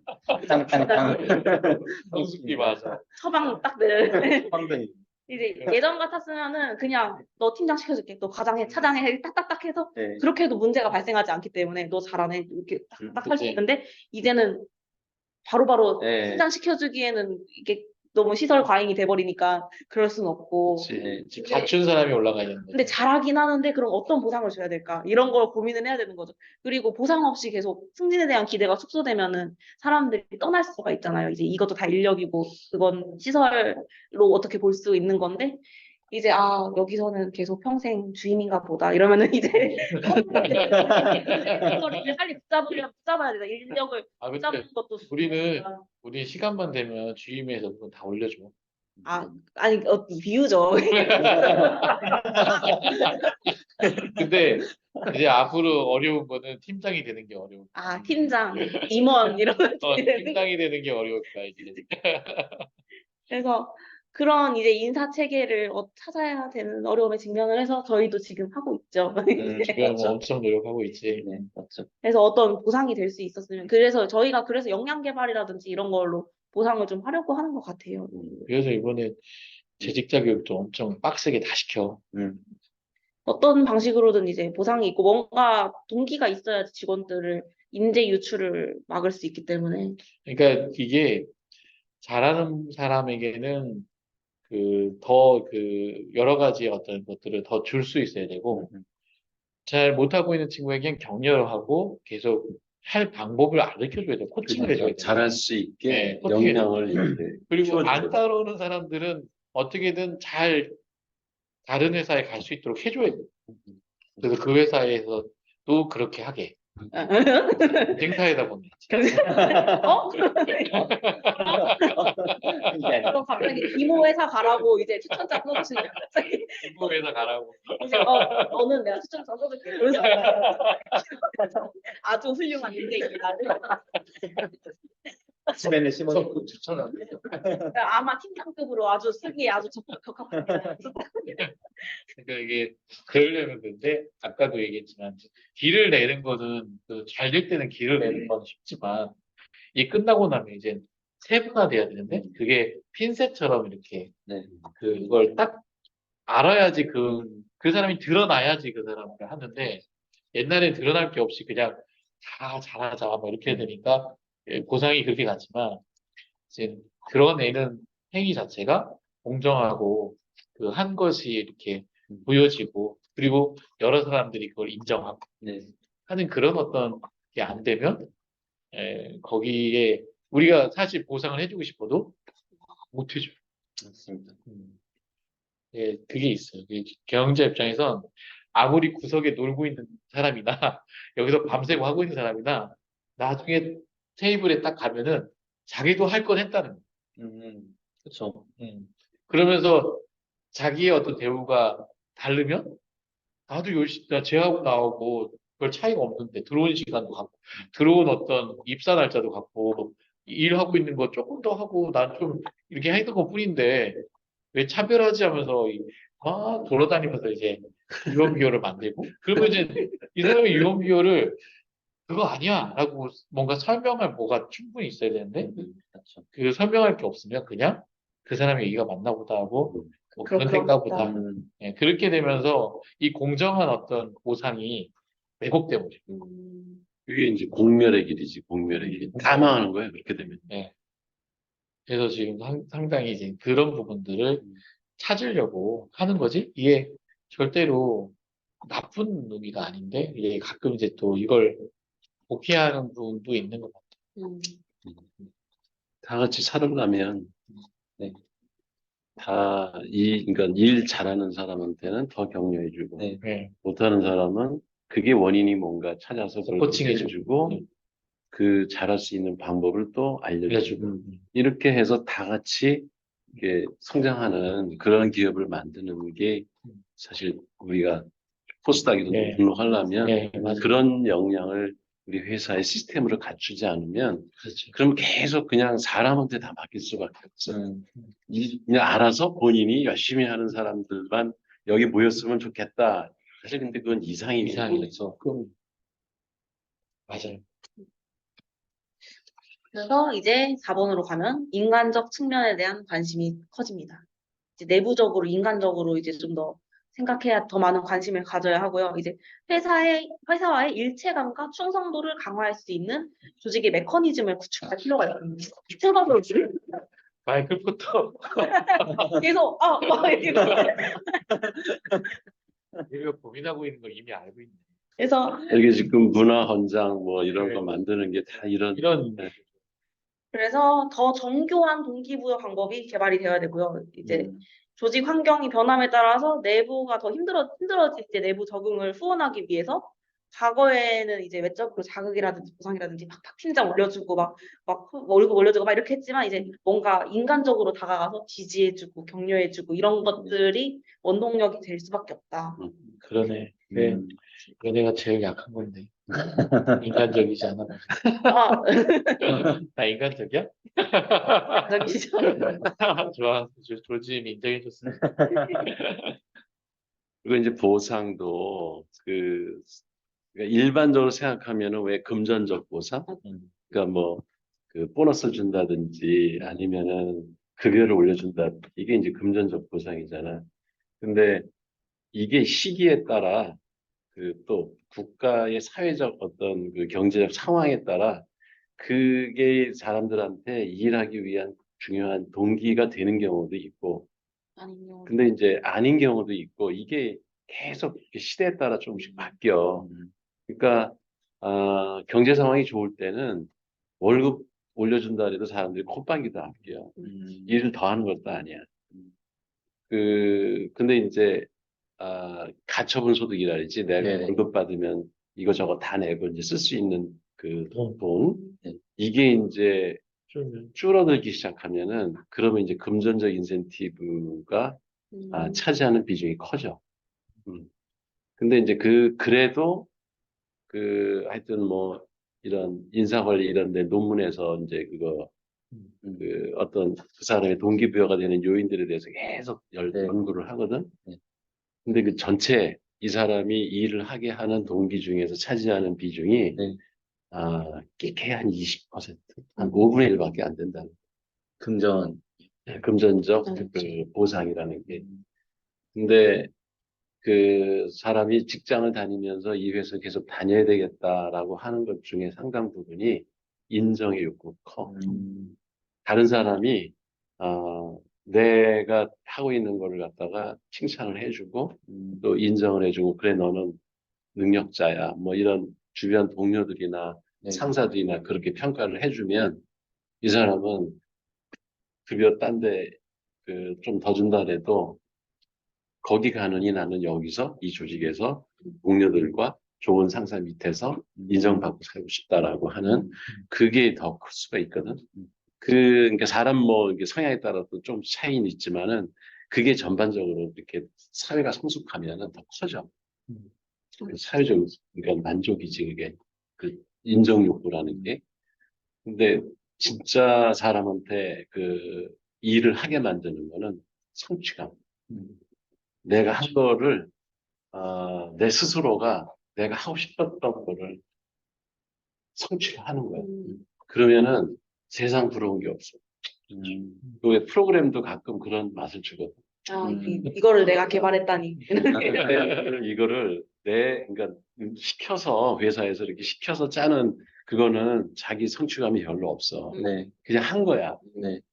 그러니까 그거에 대한 자기 충족감은 있는데 내가 하나 뭐를 개발하고 싶어서 네. 별도로 이제 뭐 프로그램 짜거나 그런 사람들도 있잖아. 근데 그거 뭐 프로그램뿐만 아니라 다른 것도 내가 하고 싶어 개인적인 욕구로 하고 싶었는데 그게 어쨌든 회사 일하고 그렇게 잘 맞아 떨어져가지고 됐어. 예를 들어서 마케팅 뭐, 그 저기, 왜 광고 카피 같은 거, 그런 거 왜 잘 만든 사람은 부럽잖아. 그래서 내가 이체저체 마케팅 책을 보다가 광고 카피를 어떻게 잘 만들어서, 야, 이렇게 하면은 매출이 올 것 같아. 그래서 제안을 했는데, 회사에서 그, 어쨌든 논의 끝에 그게 채택이 됐어. 근데 거기서도 이제 되게 성취감 느끼잖아. 근데 그게 이제 실제로 대박이다. 막 대박이 난다. 네. 그럼 이 사람은 그 회사 절대 안 떠나. 너무 기분 좋아가지고. 왜냐면 자기 삶을 충족시켜. 네. 그러니까 이런 요인들이 사실은 거의 한 80% 차지한다는 거예요. 근데 그 월급만 올려준다고 해서 이게 사람이 직장에 붙어 있다고 하는 거는 5분의 1밖에 안 된다. 예. 그렇죠. 근데 이제 그 사람의 생명 주기에 따라서는 그게 또 제일 중요한 때도 있어. 맞죠. 내가 사실 대학 졸업하고는 그랬거든. 무조건 1원이라도 더 주는 회사 간다, 나는. 네. 뭐 근무 조건이고 뭐 없어. 그냥 저기 대우조선 그 벽지에 가서 일을 하더라도 내가 단기간에 유학비를 만들기 위해서는 하다못해 10,000원이라도 더 주는 회사로 무조건 간다 그러고 그 저 이력서 쓰고 그랬거든. 그러니까 그 사람의 생애 주기에 따라. 생애 주기에 따라서도 이제 이 욕구를 만족시켜주는 요인들이 변화가 있는 거죠. 그러네. 이거 그렇죠. 비슷한 거를 최근에 게임업계에 있던 분하고 얘기를 하다가 들었는데 게임업계가 완전 반대로 흐르더라고요. 보통 이제 일반적으로 생각했을 때 예를 들어 중소기업에 들어가잖아요. 그럼 대기업 가고 싶어지잖아요. 이렇게 네. 돈도 많이 주고 하니까 그러면 이제 중견기업 갔다가 이제 여기서 좀 싸우면은 나 대기업 가고 싶다. 예를 들어서 뭐 삼성을 들어간다든지 이런 식으로 올라가는 게 제가 생각했을 때는 일반적인 흐름이었는데 게임업계는 반대로 내려오는 게 추세라고 하더라고요. 대기업에 먼저 신입으로 들어가서 이제 막 이름 있는 막 그런 게임들을 개발을 하다가 이제 네. 지쳐가지고 월급을 더 적게 주더라도 중소기업으로 내려오려고 하는데 다음에 이 회사 떠나면 어디가 그러면 뭐 이름 들어본 엄청 유명한 회사에 있었는데 너 여기로 옮길 수도 있잖아. 근데 왜 그런 그러고 적도 없는 데로 옮겨 하더라도 절대 대기업에 있고 싶지 않다고 프로 가서 차라리 돈을 적게 받더라도 조금 편하게 일하고 싶다 이렇게 하면서 다 내려오는 추세라고 하더라고요. 거꾸로 거기는. 나도 그 베트남에서 그런 사람을 만났는데 벤처기업이야. 젊은 청년들이 한 6명 정도가 그 게임 업체를 차려놓고 하는데 그 거기에 이제 멤버 그 사장부터가 걔는 스탠포드를 나왔더라고. 베트남 애인데 되게 머리가 스마트해. 영어도 거의 뭐, 그저 원어민처럼 영어를 잘하는 애인데 걔가 그래. 미국 기업에 그 게임 업체에서 근무를 하다가 네. 때려치고 그러니까 거기서는 부속처럼 자꾸 일을 시키잖아. 네, 그렇죠. 맞아요. 그리고 이미 기획 다 돼 있는 게임을 갖다가 얘는 빨리 그 코딩 잘해서 월급 많이 줘. 네. 근데 그 연봉이 사실은 얘가 벤처기업, 그러니까 중소기업으로 처음에 왔대. 그 베트남에 있는. 근데 거기 신생기업이고 그런데 장점은 뭐냐? 네가 기획해서 네 게임을 만들어 봐라. 아, 얘가 하고 싶은 게 그거였거든. 진정으로 얘가 하고 싶은 게. 그러니까는 모든 자원 다 대줄 테니 그 서버도 사주고 뭐 게임기도 제일 최고로 사주고 할 테니 네가 게임 만들어서 한번 해봐라. 그래서 그게 아 자기 뭐랄까 저작권 네. 그걸로 다 갖고 아예 그 회사에서 또 독립을 해가지고 회사 차린 거야. 아, 근데 거기에 같이 일하는 애들 5명이 다 그런 식으로 다 이렇게 큰 회사에서 일했던 애들이 큰 뛰쳐나와가지고 그런 그 자기 성취감, 음. 자기만의 게임을 만들고 싶은 그 욕구가 훨씬 거야. 얘들은 월급 많이 주는 게 별로 관심이 없어. 내가 하고 싶은 일을 여기서 누가 방해하지 않고 할 수 있게만 해주면 나는 여기 그냥 근무하겠다. 그러니까 그 회사도 허름하고 무슨 그 슬럼가라고 그러지 왜 이렇게 그 다운타운 이런 데는 장사가 잘 안 돼가지고 술집 다 나가고 그런데 맥주집 그런 바였어. 네. 그거를 그러니까 몇 년 동안 임대를 내놨는데 안 팔리는 거를 얘들이 그걸 들어가가지고 저희들이 막 페인트 칠해가지고 거기를 자기네 아지트로 만든 거야.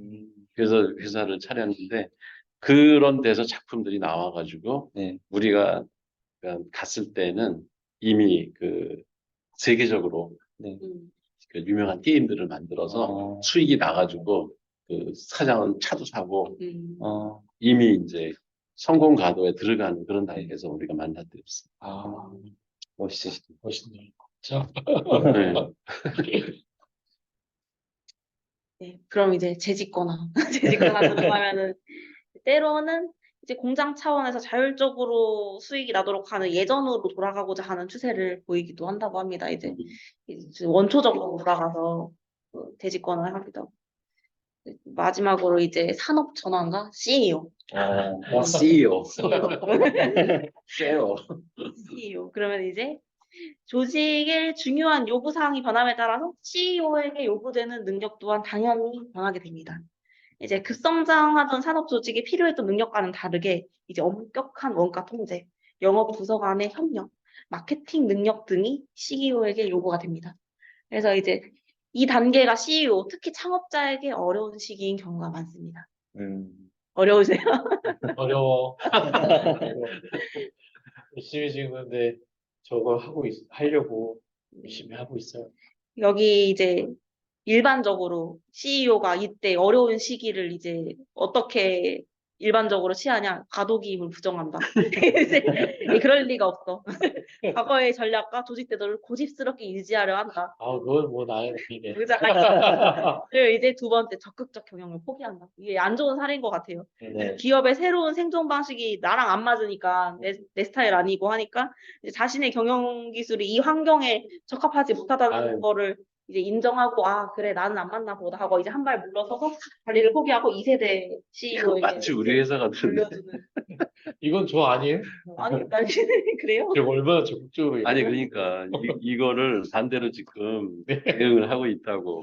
그러니까 과도기임을 인정한다. 여기 그리고 아주 이제 적극적 경영을 한다. 네, 이렇게 가는 거. 귀신같이 써 있네 여기 엄격한 원가 통제, 네, 그러니까요. 영업 부서 간의 협력, 이걸 되게 네, 요구하고 있죠. 마케팅 능력. 네. 네. 그렇죠. 지금 이거 하고 있어요. 이거. 그래서 부지런히 골프 치고. 그래서 여기 네. 아래 일반적인 사람들인 거고 이제 저희도 일반적이지 않으니까 대다수가 이런 일을 겪기 때문에 태택으로 가게 되는 거죠. 원래 이 곡선이 S자가 아니잖아요. 이렇게 가기 위해서는 이렇게 하면은 그렇게 갈 수 있다. 근데 이런 사람들이 있어. 그 맞아요. 우리 보면 대전에 그 SI 쪽에 이렇게 하는 사람들은 계속 이걸 고집하는 사람들이 있어요. 예, 그 안 바꿔. 네. 그 사람을 대하는 태도, 네. 시스템 이거 안 바꿔. 근데 그게 안 바꾸려고 그러는 게 아니라 몰라. 그리고 두려워. 그지? 지식이 업데이트가 안 되니까 예, 두려워. 과거의 그 영광에 계속 예. 매몰돼 있는 거지. 근데 이제 나는 이제 우리 의원님하고 같이 이런 책도 보고 우리 또 같이 이런 책도 네네. 보고 그리고 여러 어떤 서적들을 많이 보다 보니까 변화에 대한 필요에 대한 걸 느끼고 있기 때문에 좀 유연하게 생각하려고 하는 거지. 사실 나도 그 두려웠을 거예요. 이런 어떤 게 없었으면 겁나지. 두려웠을 옛날에는 잘 되던 방식이 있는데 네. 포기하고 새롭게 내가 접근하는 게 과연 이게 성공으로 가는 길일까? 이게 의심이 항상 네, 들구나. 그렇죠. 결국 내가 또 라꾸라꾸 갖다 놓고 밤새 제안서 혼자 쓰고 이게 답인가에 대한 걸 한번 고민한 적도 있어요. 2달 전에. 하지만 그게 답이 아니구나라는 걸 알고 더 이제 결심하고 더 철저하게 내 역할을 찾아야겠다. CEO로서 역할을 찾아야겠다 하고 그리고 저런 어떤 것들을 바꿔가야겠다. 그리고 책임을 분명하게 부서 간에 해서 서로 협력하게 그런 어떻게 마음 보면서 사실 모든 게 해결된 건 아니지만 어, 과거의 방법으로 해결을 내가 했듯이 지금도 그렇게 접근하면 해결이 될 거다라고 하는 자신감이 이제는 없어. 근데 지금은 어렵고 사실 그 생각도 했어요. 어떻게든 회사가 어려울 수도 있는데 어려워도 다시 내가 존재하는 한 그렇지. 내가 뭐 포기하지 않는다. 다시 기회는 있다. 예, 그런 생각을 했어요. 이게 회사 문제이기도 하지만 개인도 우리도 그 내가 문제 특히 대학생들이 저기 졸업할 때쯤이면 성숙기 아니야. 아, 그렇죠. 그잖아. 학습의 성숙기라고. 그 바로 이제 사회 나오면서 전환기를 맞는 거거든. 그때 대응이 여기 나왔던 얘기들을 그대로 적용하면은 개인한테 똑같아. 부정하고 포기하고. 그래서 요새 캥거루족이 많아지고. 그렇지. 네, 캥거루족이 많아지는 이유가 두려운 거야. 맞아요. 변화에 대한 두려움 때문에.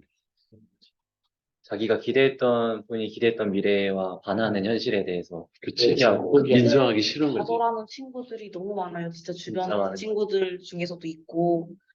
보면은 학창 시절에는 공부 진짜 제일 잘하던 애들이었거든요. 근데 한 번 좌절했는데 이걸 S자컵으로 못 꺾은 거예요. 그러니까 이제 그 성공 경험을 하지 못하고 계속 좌절한 거에 매몰되는데 맞아. 그러면 뭔가 다른 방안을 찾아야 되는데 그걸 찾기엔 너무 아까운 거죠. 맞아. 여태까지 포기하지 투자한 못하고. 시간, 뭐 공부한 것들 이게 아까워서 계속 붙잡고 있는데 계속 내려가는 게 맞아요, 보이는 맞아요. 거 옆에서 봤을 때는 보이는 거예요. 근데 함부로 말을 못하고 그러면 그냥 그렇지. 그렇게 그렇지. 이게 사실 조언하기가 쉽지 않지. 네.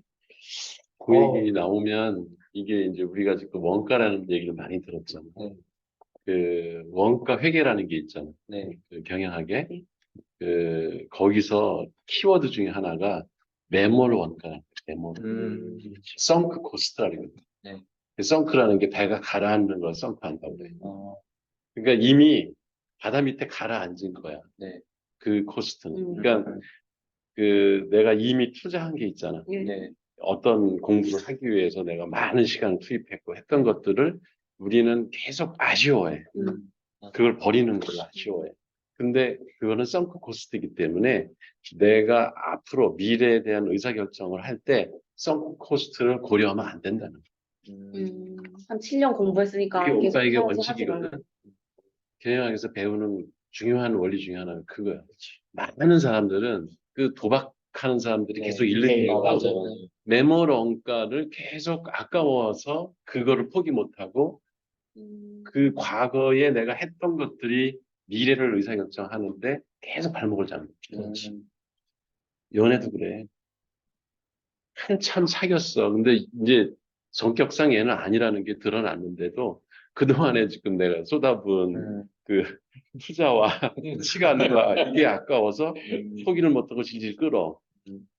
그게 다 멤버런가에 대한 미련 때문에 미래를 망치는 사례들이거든. 근데 그 머리로는 알겠는데 그치. 이게 참 쉽지 않은 것 같아요. 감정적으로 이게 용납이 안 되지, 잘. 네, 맞아요. 근데 이제 머리로 아니까 네. 그걸 그냥 매몰 원가라고 생각을 하고 그 탈피해야 돼. 감정을 끊어버리는 거예요. 떠들러보. 왜냐면 이게 감정을 통제할 수 있는 건 이성밖에 맞아요. 없어. 맞아요. 이성적으로 알았으니까 이성을 더 강하게 해서 끊어버려야지. 맞아요. 그걸 못하면 이제 부정 계속 하는 거죠. 응. 아닐 거야. 네, 그러니까. 그치. 약간 이게 옛날엔 감정을 끊어버린다는 거는 뉘앙스 자체가 되게 부정적이었거든요. 이건 뭐 인간적이지 않은 거고. 그렇지. 비인간적이고. 인간적이지 않고 막 맞아. 이렇게 생각을 했는데 저희가 항상 그렇게 사는 게 아니잖아요. 필요한 결정의 중요한 순간에 한 번씩 그렇게 하는 거랑 내 인생을 위해서 가장 필요한 또 행동 중 하나이겠다 싶더라고요. 어느 순간부터는. 그래서 말씀하신 게 부정적으로 받아들였다가 그것도 맞지 하면서 지나갔다. 맞아요. 예. 네. 네, 나는 그런 훈련들을 많이 해요. 그 되게 어려운 얘기들, 어려운 네네. 그런 결정들 할 네. 때, 이 감정이 개입돼 있으면 맞아요. 여러 가지 생각이 많이 들면 네. 할 얘기는 하는 거지. 내일 할 얘기 잘 해야 되는데. 감정을 제외하고. 근데 그거를 좀, 저 사람한테 도움이 되는 식으로 얘기하면 좀 낫더라고. 근데 나는 예전에 그렇게 안 하고, 그래 하니까, 결국은 그 사람은 다 인정했어. 자기가 잘못했대. 근데 잘못했는데, 다음부터 나하고 일 안 해.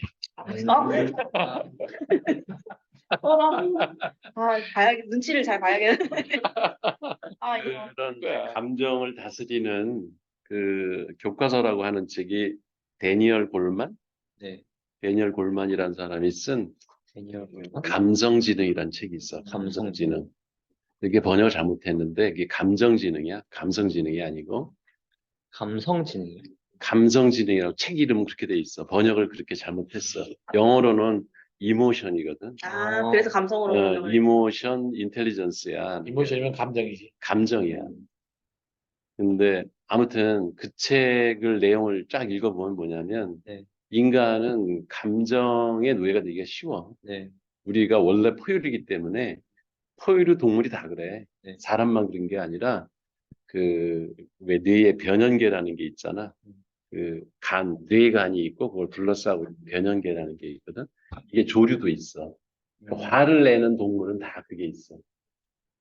근데 그게 사랑의 뇌이기도 하기 때문에 포용력도 거기서 나와. 그 변연계에서. 그러니까 닭들이 새끼를 이렇게 보살피잖아. 네. 그런 동물들은 그게 감정의 뇌가 있는 거야. 근데 그게 없는 그 감정의 뇌가 없는 동물이 소위 이제 우리가 냉혈동물, 네. 뱀, 네. 무슨 도마뱀, 무슨 네. 뭐 악어 이런 파충류들은 그 뇌가 없어. 그러다 보니까 지 애미도 잡아먹고 지 새끼도 맞아요. 잡아먹고 그거를 아무런 그 감정이 없어. 근데 이제 조류, 그다음에 포유류, 이제 유인원으로 갈수록 그 감정의 뇌가 커. 인간도 되게 커. 네. 근데 우리의 감정의 뇌 사이즈는 그 침팬지나 오랑우탄 그런 유인원하고 그 비슷해. 그래서 걔들의 감정과 우리의 감정은 거의 구분이 안 갈 정도로 비슷해. 차이는 이제 우리는 이성의 뇌가 이제 크지. 이제 이성적으로 판단하는 거는 네. 그러니까 인간이 동물들하고 차이가 나는 부분이 이성으로 감정을 제어할 수 있다는 거지. 근데 동물들은 그 제어가 안 돼. 본능적이고. 네, 이성의 뇌가 발달이 크게 안 돼 있기 때문에 그러다 보니까 그냥 화나면 목숨을 걸고 덤벼들어서 네. 상대를 물어뜯어. 어. 그게 이제 포유류들이 보여주는 전형적인 형태거든. 화를 돋구지 않으면 가만히 있어 편안해. 네. 근데 건드려서 그 개 이런 거 괜히. 그 밥을 먹을 때 네. 건드렸다가는 네. 주인이고 나발이고 없어. 감정을 건드렸기 때문에 그렇지. 그거거든. 그래서 어쨌든 인간이 이성의 능력으로 감정을 통제할 수 있다라고 하는 그 생물학적인 네. 장점은 있지만 쉬운 일이 아니야. 쉽게 감정의 노예가 돼. 사람들은. 그래서 그거를 사회생활할 때 어떻게 자기가 감정을 통제할 수 있느냐가 그 사람의 그릇이야. 그러니까 때로는 감정에서는 막 안타깝고 막 슬프더라도 어떤 때는 좀 냉정하게 끊어줘야 오히려 상대방한테 그게 좋은 경우도 있고 또 누가 대화하되 아까 이제 감정이 내가 실려가지고 얘기를 하면 아무리 좋은 얘기를 해도 그 메시지는 전달이 안 되고 네. 그 맞아요. 감정만 상대방한테 전달이 돼가지고 그냥 일을 다 망치기만 하는 경우도 있고 그렇죠. 네. 이제 이런 거를 어떻게 잘 그러니까 지혜롭게 통제하냐 그런 기법들이 쓰여진 책에 감성지능이라고 써 있는데 네. 그건 그냥 감정지능이 맞아. 음. 감정을 통제할 수 있는 이성적 능력을 감정지능이라고. 그거는 한번 그 젊었을 때 한번 읽어볼 만한 책이에요. 재밌을 것 같아요. 데니얼 골만의 감성지능. 그거 맞아. 이건 더 지금 정확한 것 네, 새 책. 네, 번역 깨끗하게 한 걸로.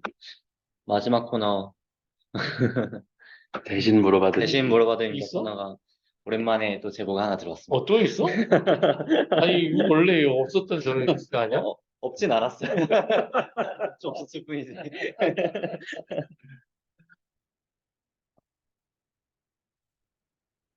야, 오늘 짧게 한다고 그랬는데.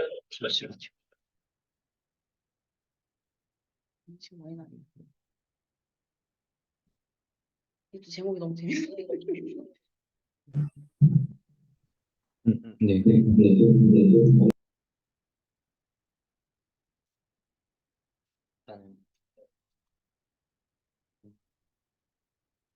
말로 해, 그냥. 네, 그냥 이거 어? 지금 이게 자꾸 울려가지고 이거 끌게요. 사운드를. 아니, 이게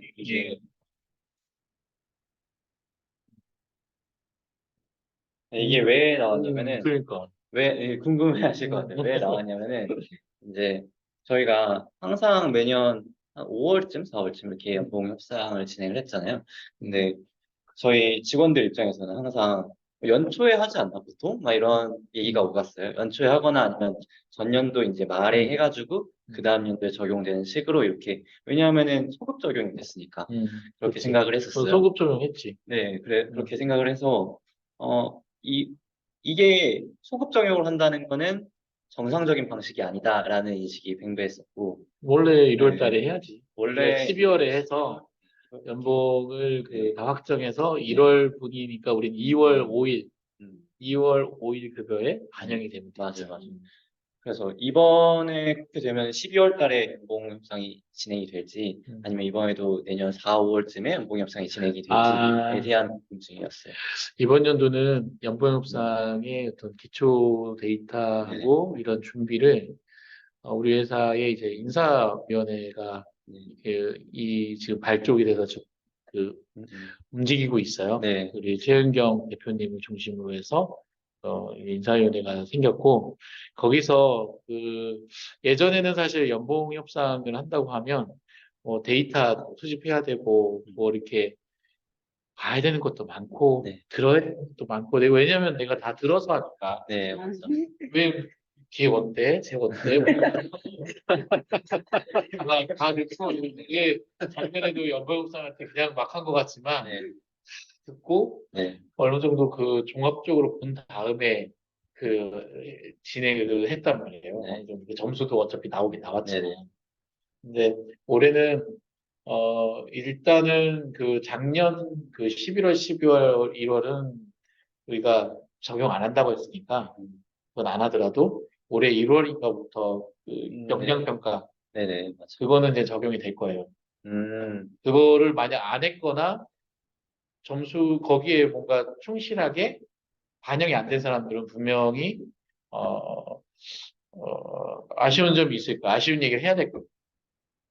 그래서 지금부터라도 잘 반영을 하면 되고 그리고 이제 10월부터 이제 지금까지는 테스트 기간이고 네. 여기도 지금 뭐 어쨌든 혼란스러웠을 테니까 10월부터는 일일 직무 네, 일지를 적용할 거예요. 전체 다. 10월부터. 10월 1일부터. 10월 1일부터. 그러니까 뭐 5일이겠지 뭐. 네. 그때부터는 직무를 전체 적용하고 그것을 얼마나 계획과 실행을 잘 진행하는가에 대한 부분들을 데이터화해서 연봉 협상의 어떤 점수에 반영할 거예요. 그래서 어차피 그 사람의 역량은 네. 이 평가에서 나올 테고 네. 어느 정도. 네. 근데 이제 그 사람이 너무 뭔가 나는 억울해라고 하는 부분들은 이제 우리 인사위원회에서 네. 면담 신청하면 돼요. 억울해 이거는. 그래서 그게 충분히 소명이 되면 그런 부분들은 다 가만히 될 거고. 네. 그리고 이제 이런 부분들이 이 직무로 인해서 이제 내 직무가 얼마나 충실하게 적합히 진행되고 있고 이게 이제 할 거예요. 그리고 설문 형태로 해서 이제 팀장들이나 이런 들의 어떤 좀 더 이제 직무에 가까운 어떤 평가도 있을 수 있을 것 같아요. 그거는 아직은 계획이고 중요한 건 이 두 가지의 지표를 가지고 10월부터 적용되는 부분과 1월부터 적용되는 영평가 가지고 이미 이제 나올 거다. 12월에는 다 나올 거예요. 아, 그러니까 1월부터 적용이 가능하다는 네, 말씀을 그래서 하시죠. 희망적이고 네. 그게 연차적으로 봐야 돼. 음. 그러니까 이제 만약에 올해 5월에 했다면 네. 갑자기 그게 5개월이 단축이 돼가지고 1월에 네. 결과가 나오리라고 하는 거는 네. 너무 이상적인 거고 네. 그렇게 이제 데이터가 누적이 돼도 1년치가 지금 다 누적된 게 아니라 그렇죠. 사실 10월부터 한번 10월, 11월, 12월, 3개월 데이터가 직무일지에 관한 그러니까 영양평가는 많이 쌓였지만 네. 이건 좀 적기 때문에 그거를 100%두 가지만 가지고 평가를 하면은 또 이제 불만이 있는 사람이 있을 수가 있기 때문에 단축은 되겠지만 고려는 또 해야 될 네. 거라고. 네, 그래서 한 어쨌든 2달이나 희망적으로는 한 3개월, 그래서 1월 말이나 2월 그때쯤이면은 완결이 되면 내가 볼 때는 이게 상당히 줄어든 거거든. 그러다가 이제 내년에는 이게 전면적으로 우리가 이렇게 평가 데이터가 쌓이기 때문에 그때는 누가 뭐라 그래도 그 근거가 다 있거든. 그잖아. 지금은 이제 누락된 것들이 있어서 지금 있는 데이터만 갖고 평가를 하면은 왜 반영이 안 되냐 이런 반문이 있을 수가 있겠지. 배터리가 없어. 일단 저거로 좀 변경됐습니까? 네. 그래서 9년에는 원칙대로 1월이 가능하다고. 네. 그래서 내년에는 땡겨지긴 하더라도 1월에 바로 하기에는 아마 대표님도 3월 5일쯤에 네. 3월 5일 그 장담하기 힘들 거다. 네. 어쨌든 땡겨서 네. 계속 그 정상화 시키려고 네. 좀 인사위원회에서도 노력을 해주실 거고 그리고 지금 올해는 내가 지원 진행하는 게 아니고 좀 더 공정하게 인사위원회에서 다수의 의원이 의견을 정리해서 주기 때문에 객관적으로 그리고 뭐 만약 이제 이에 대한 부분도 이제 다수의 의원 앞에서 이제 같이 이제 다 그렇게 이제 6대1로 하면은 그게 선호도에 따라 또 어떤 사람은 또 그거 가지고 또 불만을 볼 수 있으니까 아니 저는 한 번도 연구 영상을 해본 적이 없어서 안 그래도 궁금해서 여쭤보려고 했어요. 너무 그러니까 뭐 할지 어쩔지 모르고 네. 미래는 모르는 건데 궁금하잖아요. 만약에 앞으로도 안 하게 되면은 다른 사람은 어떻게 진행하는 건지 너무 궁금해서. 소협사는 어쨌든 기본 1차는 통보를 해줄 거고 네. 거기에 이제 정말 그 불만을 이제 위원회에서 일정 잡아가지고 그 일정이 뭐 이렇게 좀 딜레이 있을까 모이는 날짜가 있을 테니까 딜레이가 되더라도 아무튼 뭐 그게 확정이 되면 서울에서 다 처리할 거니까 그럼 이렇게 4대1로 만약에 이미를 진행을 하잖아요. 그러면 이제 다 들어가지고 이렇게 근거 제시해주고 그렇게 진행이 되는 거예요. 그러니까 다대 일로 하면 여러 사람이 듣고 네. 이거는 이 타당하다 타당하다. 하면은 수용하는 거고 그거 조정하는 거고 이게 타당하다 하지 않다 그러면 그냥 그 거부한 기각하는 저 1월에는 열심히 했는데 1월에 반영 안 되잖아요. 이렇게 했을 때 뭐 타당하다 하면 이렇게 되는 거고 아니면 이제 12월까지의 기록이야 1월부터는 이게 사실 사람들이 제일 많이 관심을 갖고 있는 분야이기도 하고 저희 학생 때는 어떤 포인트들 몇 퍼센트가 뭐 성적에 적용이 되고 그래서 몇 퍼센트 단위로 해서 대학을 갈 수 있고 그거가 그렇게 결정이 나기도 했었잖아요. 이런 식으로 뭔가 어떤 방식으로 어떤 퍼센테이지로 내가 평가를 받고 예를 들어서 지금은 역량평가도 진행하고 있고 저 일정 직무일지도 쓰고 있고 이것들이 몇 퍼센트씩 내 거에 적용이 되는지 그리고 내가 한 뭐 업무라든가 뭐 성과 같은 게 어느 정도 적용이 되는지에 대한 게 궁금한 것 같아요. 방식이 그래서 어떻게 되는지에 대한 근데 이제 그건 있어요. 그 직무가 사실 되게 개발적인 직무도 있고 네 맞습니다. 누구는 유지관리하는 직무도 있고 누구는 정말 그 경영 부 같은 경우에는 정말 그 맨날 그 트래픽한 어떻게 그 직무도 있어요.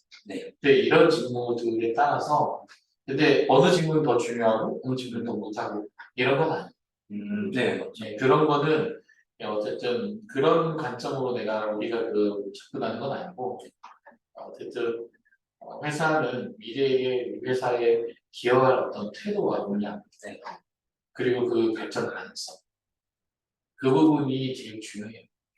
그리고 아무리 그 회계의 일을 하고 있고 아무리 그 뭐 경영 뭐 이런 것들을 하고 있어도 내가 그 자리에서 어떻게 발전하겠다 무엇인가를 기여하겠다에 대한 분명한 자기 주관이 있으면 그건 어느 직원보다는 되게 우수한 평가를 받을 수 있는 기준이에요. 그러니까 이거 몇 프로 이거 몇 프로 이렇게 나기보다는 그건 이제는 제시를 해낼 거예요.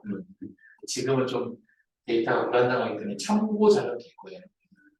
하지만 전반적인 부분은 이제 제가 아까 얘기한 그런 지금 우리 회사의 일이 되게 하는 부분들 그리고 내가 어떻게 준비할 것인가에 대한 미래의 것들을 되게 중요할 것 같아요. 올해는 그럴 것 같아요. 이 평가 요인에 대한 웨이트잖아요. 예, 맞습니다. 가중치 이런 거를 더 중요하게 생각합니다. 그게 회사 문화하고도 연관이 돼요. 그래서 인테리어 소프트의 문화로 내가 관찰하는 바에 대한 학습에 대한 노력 이거를 되게 느끼시더라고요. 우리 CEO들이. 자기가 성장하려고 노력을 하는 사람들은 뭔가 자꾸 인센티브 주려고 하고 여기서 인센티브가 말로 함부로 하면 금전도 보상을 하려고 사실은 그냥 동기를 부여해주고 예를 들어서 인간적인 접근을 그래서 경제를 이렇게 책이라도 한번 쓸 때 이게 다 인센티브거든. 그런 식의 마인드가 있어 우리 회사는. 공부하려는 사람을 제일 이쁘게 보는 그런 문화가 있거든. 그것도 사실은 은연중에 보여될 수밖에 없다. 이렇게 정량화된 점수만 가지고 평가하기보다는 그게 재개발 노력을 계속하는 사람은 눈에 띄지 않거든요. 그런 경우에는 조금 후가 점수가 좀 낮아도 그런 사람은 더 연봉을 더 줄 수 있다든가 이런 경향은 있지 않을까. 그래서 공부 열심히 하면 그 회사에서는 대접받는 그거는 중요한 얘기. 중요하다. 지금 조회수가 조회수가 한 50회 넘어갈 거야. 아니, 어떻게 비밀을 우리만 알고 있어요.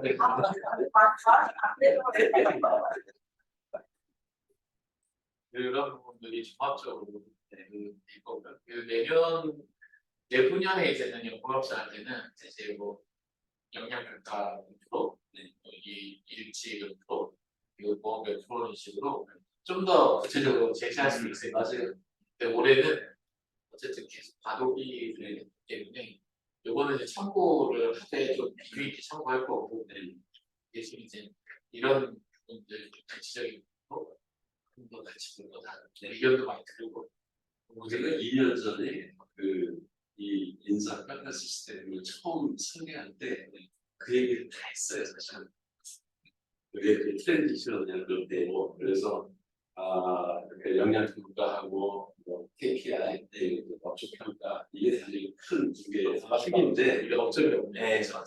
이거 두 축을 몇 퍼센트로 할 거냐 이것도 사실은 설문조사를 해가지고 맞아요. 얼마나 반영하면 좋을까. 근데 이렇게 정형화된 점수를 갖다가 첫 해부터 100% 적용하면은 싸움 나는 거 아니에요.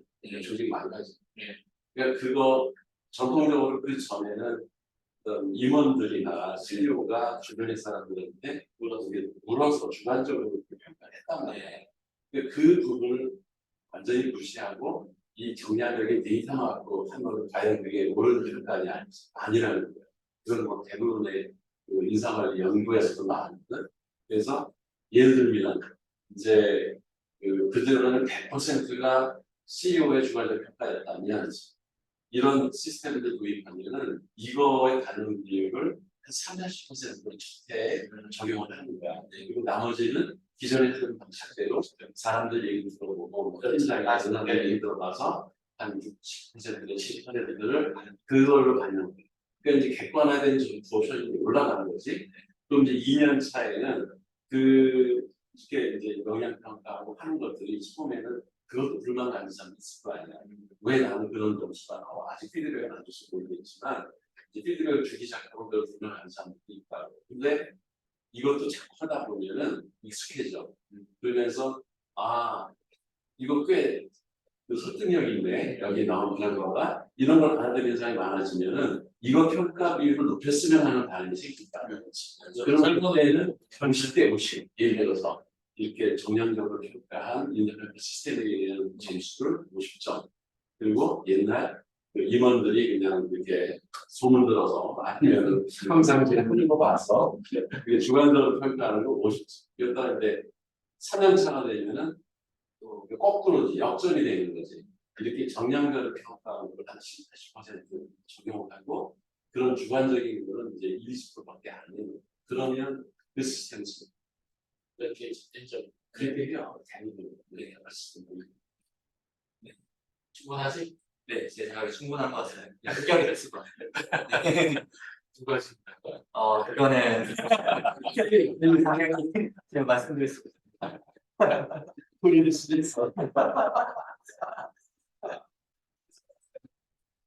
근데 어느 정도 이 설계하는 그 단계를 다 이미 알고 있으니까 그래서 궁금증이 들어요. 네. 네, 됐습니다. 네, 그 오늘 네, 오늘 문제는 그 어떤 입장을 취하는 그 성식비에 어떤 입장을 취하면은 함정에 빠질 수 좋지. 있다. 좋은 것만 얘기하는 것보다 예, 그건 해서는 안 된다. 어떤 입장을 취하면 그걸 한번 그 키워드로 한두개 하나만 딱 키워드 하나예요. 어떠한 뭐뭐뭐한 입장. 예, 세상 뭐뭐뭐한 입장은 이 지금의 시대에 적합하지 않다. 네. 20일 ESBN 이렇게 마무리하겠습니다. 네. 고생하셨습니다.